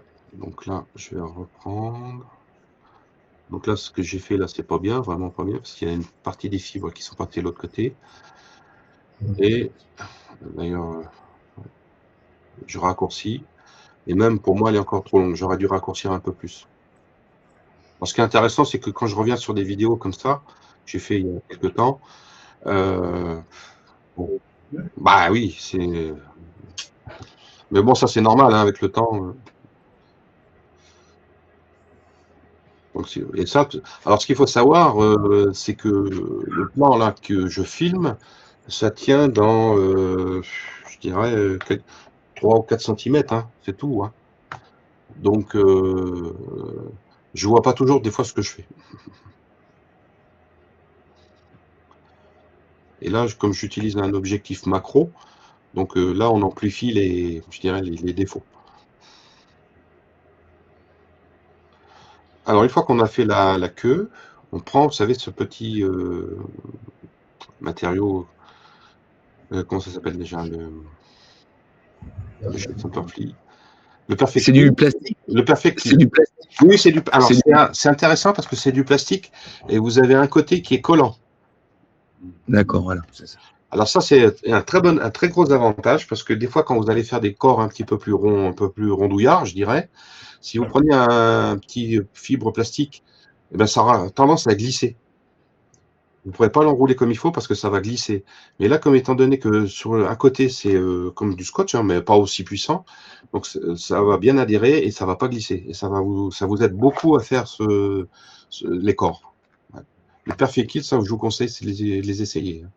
En plus, vous pouvez mettre dessous la polyfloss de couleur que vous voulez, parce qu'ils sont transparents. Donc là, j'ai pris du beige, mais vous auriez pu prendre du orange, du rouge, du olive, et ça aurait donné vraiment la couleur que vous voulez dessous. C'est vraiment, pour moi, c'est un des matériaux synthétiques, je dirais, qui est très bien.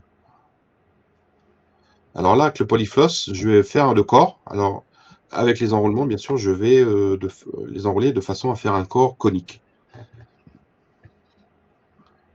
Alors ça, il faut travailler, il faut jouer avec je veux dire, les fibres de la polyfloss. Il faut dévriller pour faire je veux dire, des enroulements avec les fibres bien à plat. Vous voyez, comme là, je déroule.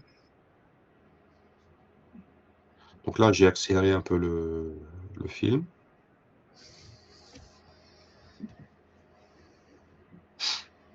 Donc ça, c'est une mouche quand même qui est assez longue à faire.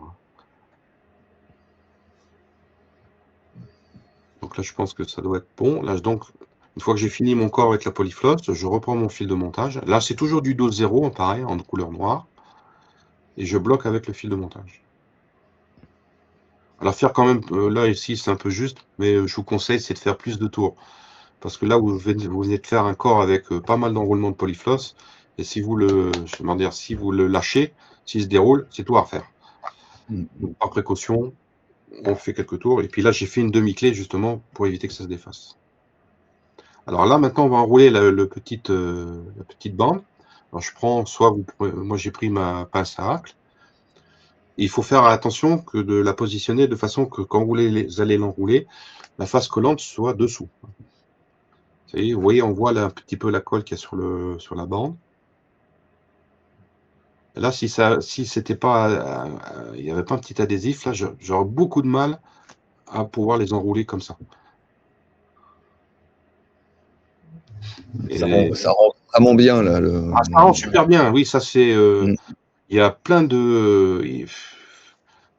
J'aurais plus de temps, il y aurait des tas de possibilités. Hein. C'est vraiment aspect naturel, c'est vraiment bien foutu. En nymphe, comme ça, tu pourrais. Pardon.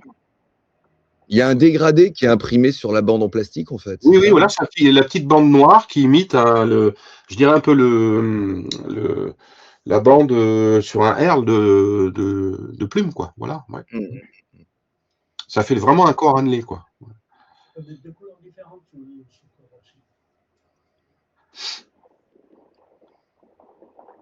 Ouais, je disais, là, en nymphe, tu pourrais presque imiter une teigne, là, comme ça. Oui, ouais. Alors, moi, avec une teigne, oui, avec une soie, une polyfloss marron dessous. Ouais. Un petit peu de la couleur de la teigne, quoi.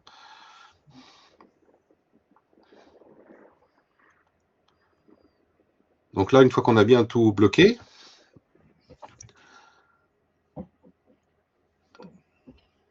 donc là, vous voyez, on voit bien les espacements. Donc on va mettre un petit coup de résine. Et donc là, j'ai pris, faut prendre de la médium. Parce qu'il faut une certaine viscosité. Parce que si je prenais, par exemple, de la fine ou de la très très fine, eh ben, elle va tout de suite descendre dessous, quoi. Et à répartir, ça sera beaucoup plus difficile. Et même la résine, je dirais médium, quand vous la répartissez bien, vous attendez un tout petit peu, et au bout d'un moment, ça se répartit uniformément partout. C'est vraiment régulier. Et là, tu es obligé de mettre de la résine. Tu pourrais pas la laisser telle quelle. Ça tiendrait pas. Si, ça peut tenir, mais je trouve qu'un petit coup de résine, c'est encore mieux, quoi. Okay. Et puis au niveau, comment dire,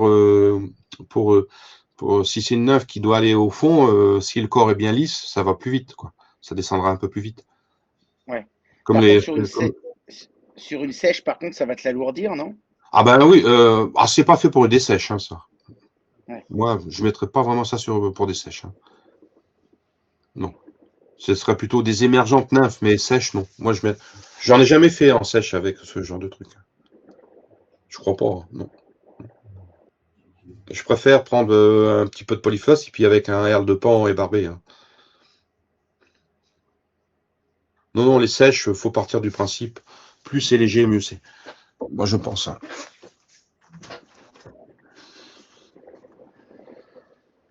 Alors, sur les résines UV, moi, ce que je conseille, tu peux couper là. Les résines UV ici, bon, j'ai une lampe, mais on a toujours tendance à aller un petit peu trop vite. Mais le mieux, c'est vous figez votre résine UV comme ça. Et puis après, ben, vous en faites, si vous en avez 10 à faire, vous les faites 10 comme ça, vous les piquez sur une mousse et vous les mettez 1 heure au soleil. Et après, vous pouvez continuer. Comme ça évite que votre résine, après, quand vous allez faire le montage, à chaque fois que vous allez la toucher, ça va devenir un petit peu plus opaque. Et par exemple, si vous la laissez bien sécher au soleil et puis vous la laissez 24 heures, après, c'est vraiment dur et ça ne bouge plus. Donc, il ne faut pas être trop pressé avec la résine.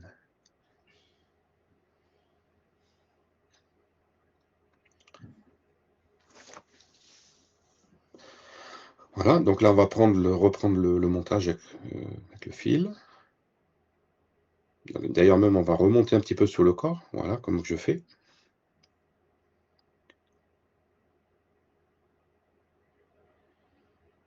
Et là, je crois qu'on va mettre ce qu'on appelle la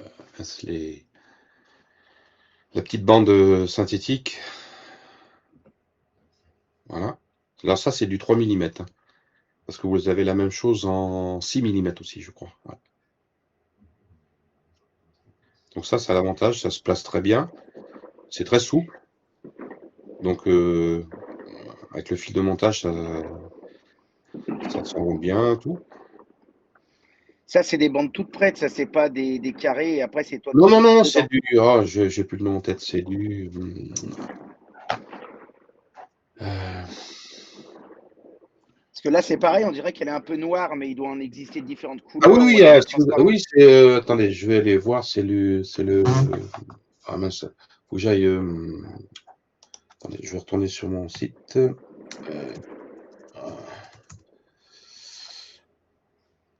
C'est du...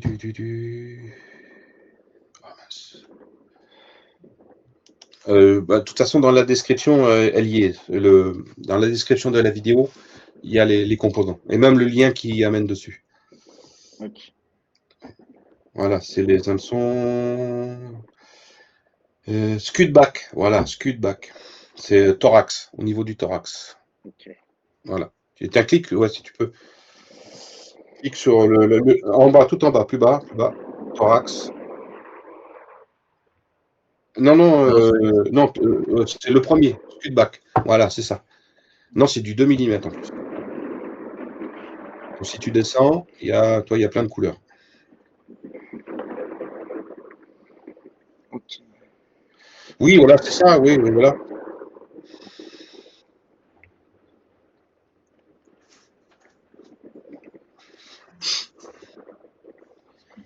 Alors, pour faire le thorax, ici, j'ai pris c'est un dubbing, ce qu'on appelle le dubbing super fin.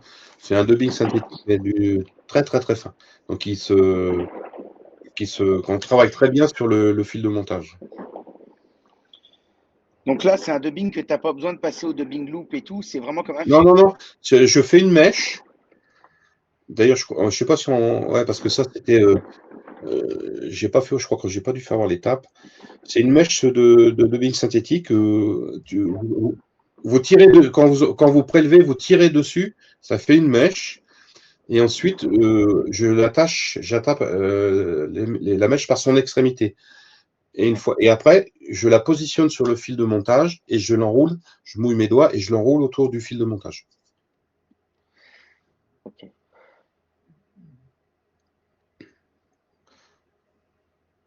Alors, un petit inconvénient, voilà, si on en met un peu trop, c'est que des fois, après, c'est pas facile à enlever. Bon, ça, on y arrive. En plus, je crois que c'est un dubbing qui est hydrophobe. Mais bon, quand c'est compressé, ça perd un peu sa flottabilité.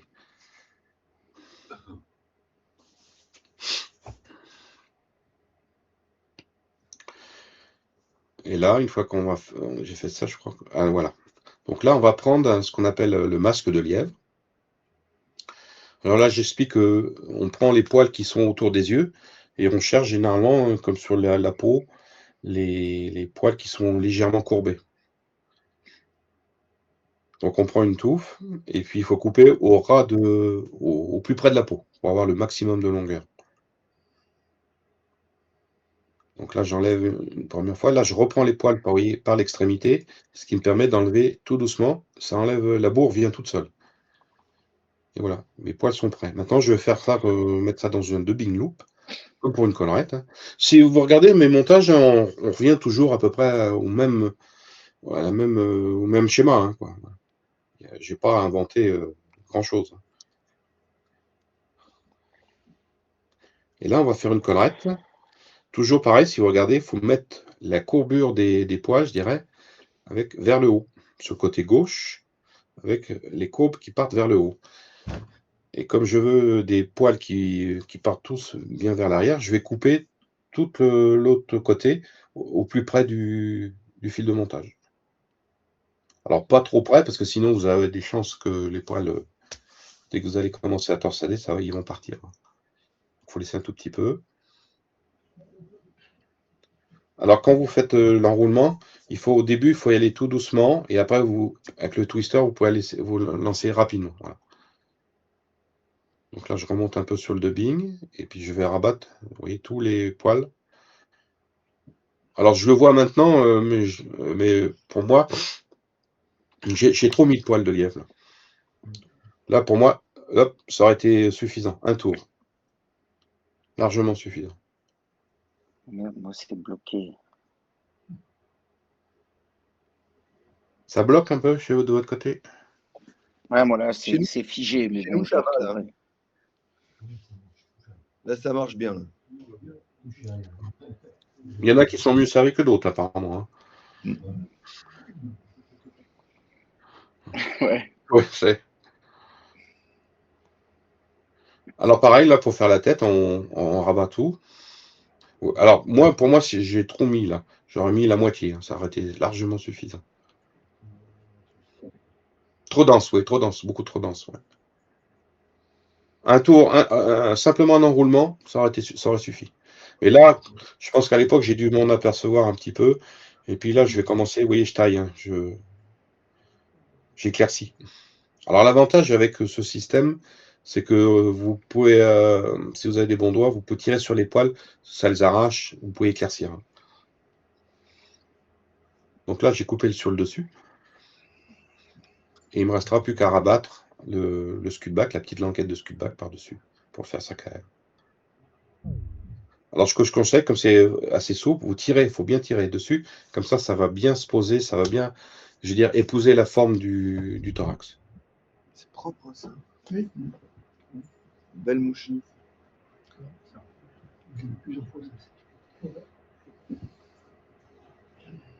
Voilà. Ouais, voilà. Ouais. Et là, je rabats, ouais, pour faire la tête.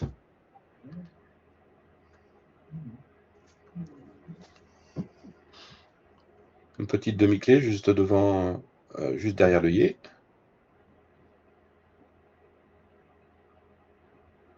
Donc j'en fais deux, toujours. On coupe. Et là, je vais couper la petite languette de scud-back. Juste, on va laisser, voilà. Pour moi, ça me paraît pas trop mal.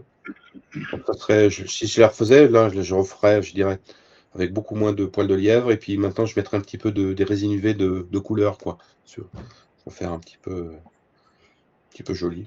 Vous voyez là, j'arrache un peu. Voilà. Comme genre, il faudra en enlever plus que ça. Donc pour moi, elle a deux défauts. Il y a trop de poils de lièvre et la queue est trop longue. Ouais, ça reste une très belle mouche, quoi. C'est très beau, quoi. C'est Oui, très oui, chouette. ça, Ouais. il n'y a pas de. Mais moi, je pars du principe qu'on peut toujours s'améliorer. Oui, forcément. Tout à l'heure, tu disais que tu faisais beaucoup tes mouches au feeling. Oui. j'ai bien compris cette histoire de feeling, mais ça t'arrive quand même je sais pas, de t'inspirer de livres ornithologiques, enfin pas ornithologiques, mais tu vois ce que je veux dire? Entomologique. Ah, pas du tout. Entomologiques. Non, non, Ouais, l'entomologie, je regarde pas du tout. ok. Ça m'avait un peu attiré au tout début, puis après, je sais pas, ça m'a. Non, non, c'est. Oui, pour moi, cette mouche, ça devrait intéresser la truite, je pense. Voilà. Après, c'est elle qui décidera, hein, vous savez, c'est. Ouais.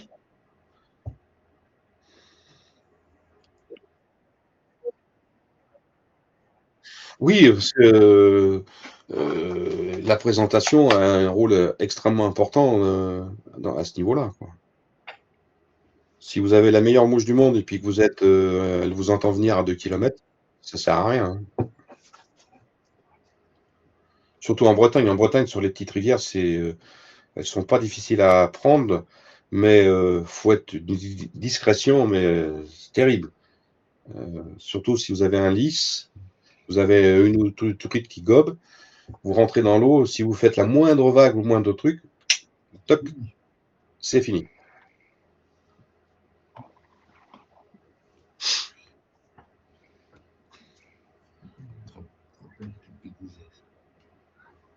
Donc voilà, donc on aurait pu, ouais, on aurait fait un petit peu de dessin. Ouais, moi, je vais vous dire, franchement, j'aime pas cette mouche.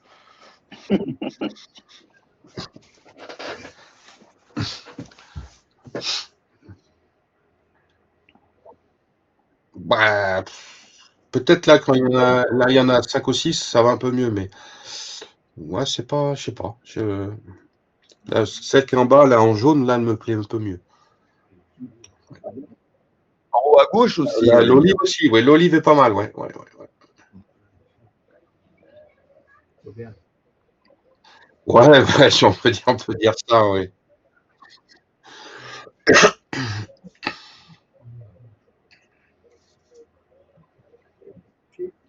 T'en fais combien des mouches par an? Très peu, Très peu. très peu, non, très peu. Si je fais dans une année, je sais pas, 200 mouches, ça me dire pas mal. Ouais, c'est déjà pas mal. Bah, si, j'en fais peut-être un peu plus parce que là, j'étais sur des mouches. Je trouve mes boîtes. Ouais, parce que je me disais, si tu les vends pas, dis donc, tu dois en avoir des milliers à la maison. Ah bah, j'en ai quelques-unes. Oui, oui, j'ai des boîtes. Je dois peut-être avoir 2000 mouches, je crois. Quelque chose comme ça. Ah, putain. Vous voyez, là, je fais des trucs comme ça. Ouais. Je sais pas si vous voyez bien. Il faudrait que tu la recules, la boîte, en fait. Je sais pas, mais je suis pourtant assez loin et c'est flou, hein. Ouais, c'est flou. Ouais, c'est flou. C'est bizarre, ça vient du débit, hein. Ouais.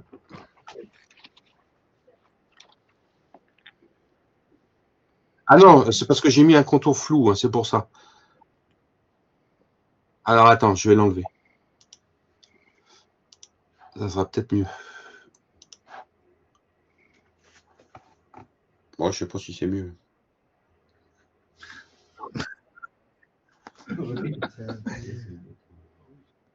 Un peu mieux, oui. Voilà, j'ai des boîtes comme ça. Ou sinon, j'ai des toutes petites boîtes. Là, c'est des toutes petites nymphes sur 18, 20, 22.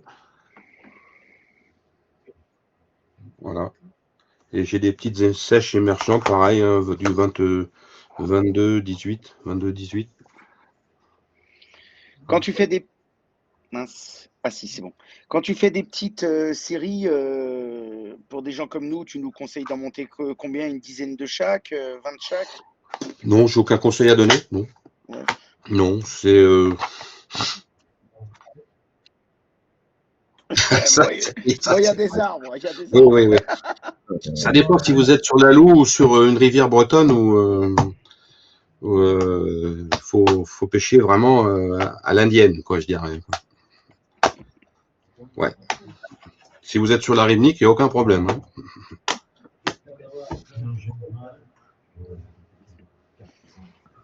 Ouais, je me posais tout à l'heure la question parce que dans toutes tes vidéos, alors bon, c'est pas péjoratif, hein, toi, je pense que ça te va très bien puisque tu l'utilises tout le temps, mais je te vois toujours utiliser ton espèce de ciseau, tu vois, à Ah, chaque mon fois, je petit me dis, ciseau mais noir, là.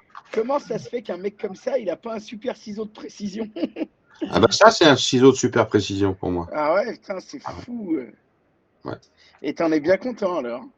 Ah bah ça, je le traîne, j'en ai, je dois en avoir, j'en ai en usé déjà une dizaine depuis que je l'ai depuis 30 ans. Je l'utilise depuis 30 ans, celui-là. Ouais, putain, c'est quoi comme marque ça? C'est un ciseau qui est fait pour la couture, ça. D'accord. On le vend chez Ardent, mais j'ai une livraison en cours, mais elle est bloquée à la douane. Ça fait un mois qu'elle est bloquée à la douane. C'est chier, ça. Voilà, celui-là, le clipper, ouais, voilà, le petit clipper. C'est Valentin Bernard qui utilise un petit peu dans le même style un ciseau comme ça. Alors, moi, j'utilise ce ciseau parce que il n'y a pas d'emplacement pour les doigts comme un ciseau classique. D'accord, ok. Et là, moi, je le garde quand je monte, je peux le garder en main. Et ça me. Ah ouais, ouais. Ouais. Je suis pas tout le temps. Vous voyez, quand je monte, voilà, il est dans ma main. Là, et donc, je monte. Hop, je sors. Tac. Hop, je le reprends. Et je monte. D'accord. Parce que les ciseaux, moi, j'ai des ciseaux de précision, là. J'ai des trucs comme ça, là, qui sont. Ouais, bah Voilà. ouais, moi je m'attendais, tu vois, à des trucs comme ça, quoi. Ah non, non, non, ça, c'est trop grand pour moi, ça. Alors, moi, ce qui m'emmerde, c'est de. Voilà, ça. Ouais. J'ai des gros doigts, des grosses mains. Donc. Ouais, c'est pour ça, c'est intéressant d'avoir ton point de vue. Ah non, moi, j'utilise que ça. Hein, D'ailleurs, j'en ai quoi? J'en ai avoir un ou deux de réserve, hein, c'est jamais. Ouais. Bon, et pour le club Mouche Loire, t'as pas un code promo chez Ardent, là? Ah non, je suis pas charmant.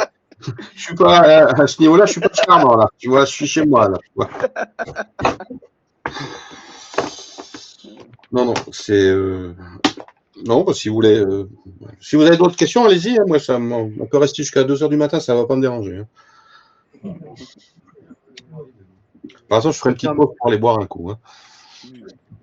Tu passes combien de temps par semaine? Oh, ça dépend, c'est par vague. Ouais. Tu peux rester 15 jours sans y toucher. Puis après, ben, là, j'ai vu un montage sur Internet qui me paraît intéressant. Donc, je vais essayer de voir ce que je peux faire. Ça m'a donné une piste. Donc, je vais voir si je peux arriver à un truc sympa. J'ai plein de modèles pour mes vidéos. Là, j'ai au moins une dizaine de beaux modèles que j'ai fait. Et là, il faut que je trouve le temps pour faire les vidéos. Tu prends plus de plaisir à monter des mouches ou à aller à la pêche? Ah bah, les deux. Les deux. Les deux, moi je dirais 50-50. Ouais. D'ailleurs, il faut que j'y retourne à la pêche parce que. C'est pour ça, ouais. Faut que je retourne au bord de l'eau parce que moi j'ai passé toute ma vie et toute ma jeunesse au bord de l'eau. Faut que j'y retourne parce qu'on vit qu'une fois. Donc, c'est pas quand on sera dans un lit à plus bouger que se dire ah merde, il y a. Faut en profiter, hein. Moi je conseille, il faut en profiter un maximum. Hein. Tu vas être à la retraite, mais c'est pas pour ça que tu vas arrêter les vidéos. Ah non, non, non, au contraire. Au contraire. Au contraire, là, je pense, normalement, je vais avoir du temps. Quoi. Je vais avoir du temps. Ouais. Ouais. Et puis, ça sera un bon truc parce que il y a sûrement des journées où je vais sûrement peut-être l'hiver, je vais peut-être m'emmerder, quoi. Donc, non, non, c'est là. Et puis, il faut que je m'améliore sur le montage vidéo. Il faut que, ouais, je suis pas fini. Mais il faut que je me dépêche parce que j'ai 63 ans, donc après, si je suis gaga ou je vois plus rien, faut que je le fasse avant. Quoi. Donc, faut que je profite qu'encore j'ai de bons yeux, j'ai pas besoin de loupe. Et puis, ça va. Je suis en forme. Et mon médecin, il est jaloux de mes analyses médicales, donc ça va. Ouais, ça va. Tant mieux. Tant mieux. Tant mieux, tant mieux. Oui. Non, non. Moi, je me posais la On a... question. Pardon. Oui. Vas-y. Je me posais la question, j'aurais voulu avoir ton avis, moi, sur le nom des mouches. Parce qu'aujourd'hui, en fait, tu sais, bon, bien sûr, il y a les grands classiques qui ont été inventés, on va dire, les originales, quoi, la Adams, la March Bros, Ouais, voilà, etc. oui, le classique, oui. Mais je veux dire, à part ça, aujourd'hui, donner un nom à une mouche, il y a eu tellement de déclinaisons possibles que ça peut être que subjectif, quoi. Tu pourrais l'appeler Caroline au lieu de l'appeler Candy, enfin, je veux dire, il y a chaque mouche a tellement été déclinée des millions de fois, on peut même plus tellement leur donner de nom, quoi. Ah ben oui, voilà. C'est pour ça que moi, quand je donne un nom, j'y vais à l'aventure, quoi. Ouais. Tu vois, oui, voilà, moi, c'est juste pour rigoler, hein. Oui, tu aurais bien pu les appeler 1, 2, 3, 4, c'était pareil, quoi. Pareil. Moi, c'est juste pour me marrer, c'est tout. T'as essayé, toi, de faire un peu des recherches sur je sais pas si tu t'y es intéressé, mais sur les mouches originelles, quoi, les premières fois qu'elles ont été documentées pour essayer de retrouver la vraie de vraie marche brown, par Alors, moi, exemple. ce que non. Moi, j'ai travaillé chez Rago, et quand l'ancien directeur de Rago était parti, il m'a donné la collection, une collection des 6 premières mouches du père de André Rago de 1933. Ouais. Donc, j'ai chez moi deux collections, deux collections de 2 fois 6 mouches, des originaux des premières mouches Rago. Faudrait que tu les refasses, celle-là. Ah ben, je crois que non, c'était une plus ancienne que j'ai fait en vidéo, qui était je ne m'en rappelle plus. Mais sinon, oui, sinon, en recherche, non. Je recherche pas. Non. Ouais. J'ai juste là, ces mouches d'ailleurs, elles sont de 1933. Alors, même JP, si on va continuer bien sûr à te regarder avec attention, est-ce que pour toi, quand tu regardes sur Internet ou quoi que ce soit, ou patati sur YouTube, j'imagine que tu regardes aussi un peu des trucs, est-ce que tu aurais un ou deux super bons monteurs de mouches à nous conseiller? Éventuellement des gens que quand tu regardes, tu dis, ah ouais, lui quand même, il fait des trucs bien. Oui, il y en a, hein, bien sûr. Il y a l'anglais, là, comment il s'appelle, là, qui a je sais pas combien de centaines de milliers d'abonnés, là, qui est très bien, hein. David McPhail. David McPhail, oui. Après, ils sont pas nombreux, hein. On n'est pas nombreux, moi. Parce que le problème sur YouTube, c'est qu'il y a une très grande quantité de vidéos, mais c'est. Il y a à boire et à manger. Moi, quand je vois il y a des trucs, faut qu'ils arrêtent, quoi. Parce que non, quand vous avez la mouche qui est dans, vous la voyez pas, la mouche, sur les vidéos. Il y a certaines vidéos vous la voyez pas. Ouais, c'est clair. Il y a Franck Brassard là en ce moment là qui fait des bons trucs là. Alors oui, il y a pas mal de petits jeunes qui pointent. Oui, mais ça, moi, je me considère comme un vieux dinosaure, hein. Après, place à la jeunesse, hein. J'ai vu passer une nymphe. Je me demande si c'est toi ou pas. Elle fait tout en alu presque. Ah oui, c'est moi qui l'avais faite, oui. Ouais. Oui. Et il n'y a pas eu de vidéo là-dessus. Non, il n'y a pas eu de Non. vidéo pour l'instant, puis il n'y en aura pas avant l'année prochaine. Et c'est avec du plomb en fait que tu as fait ça? Non, c'est de la résine UV. D'accord. Non, résine UV, couleur argent. Ah d'accord, ok. Ouais, ça attire à l'œil cette Oui, ça, j'ai vu ça chatouillait pas mal, hein, oui. ouais. Oui.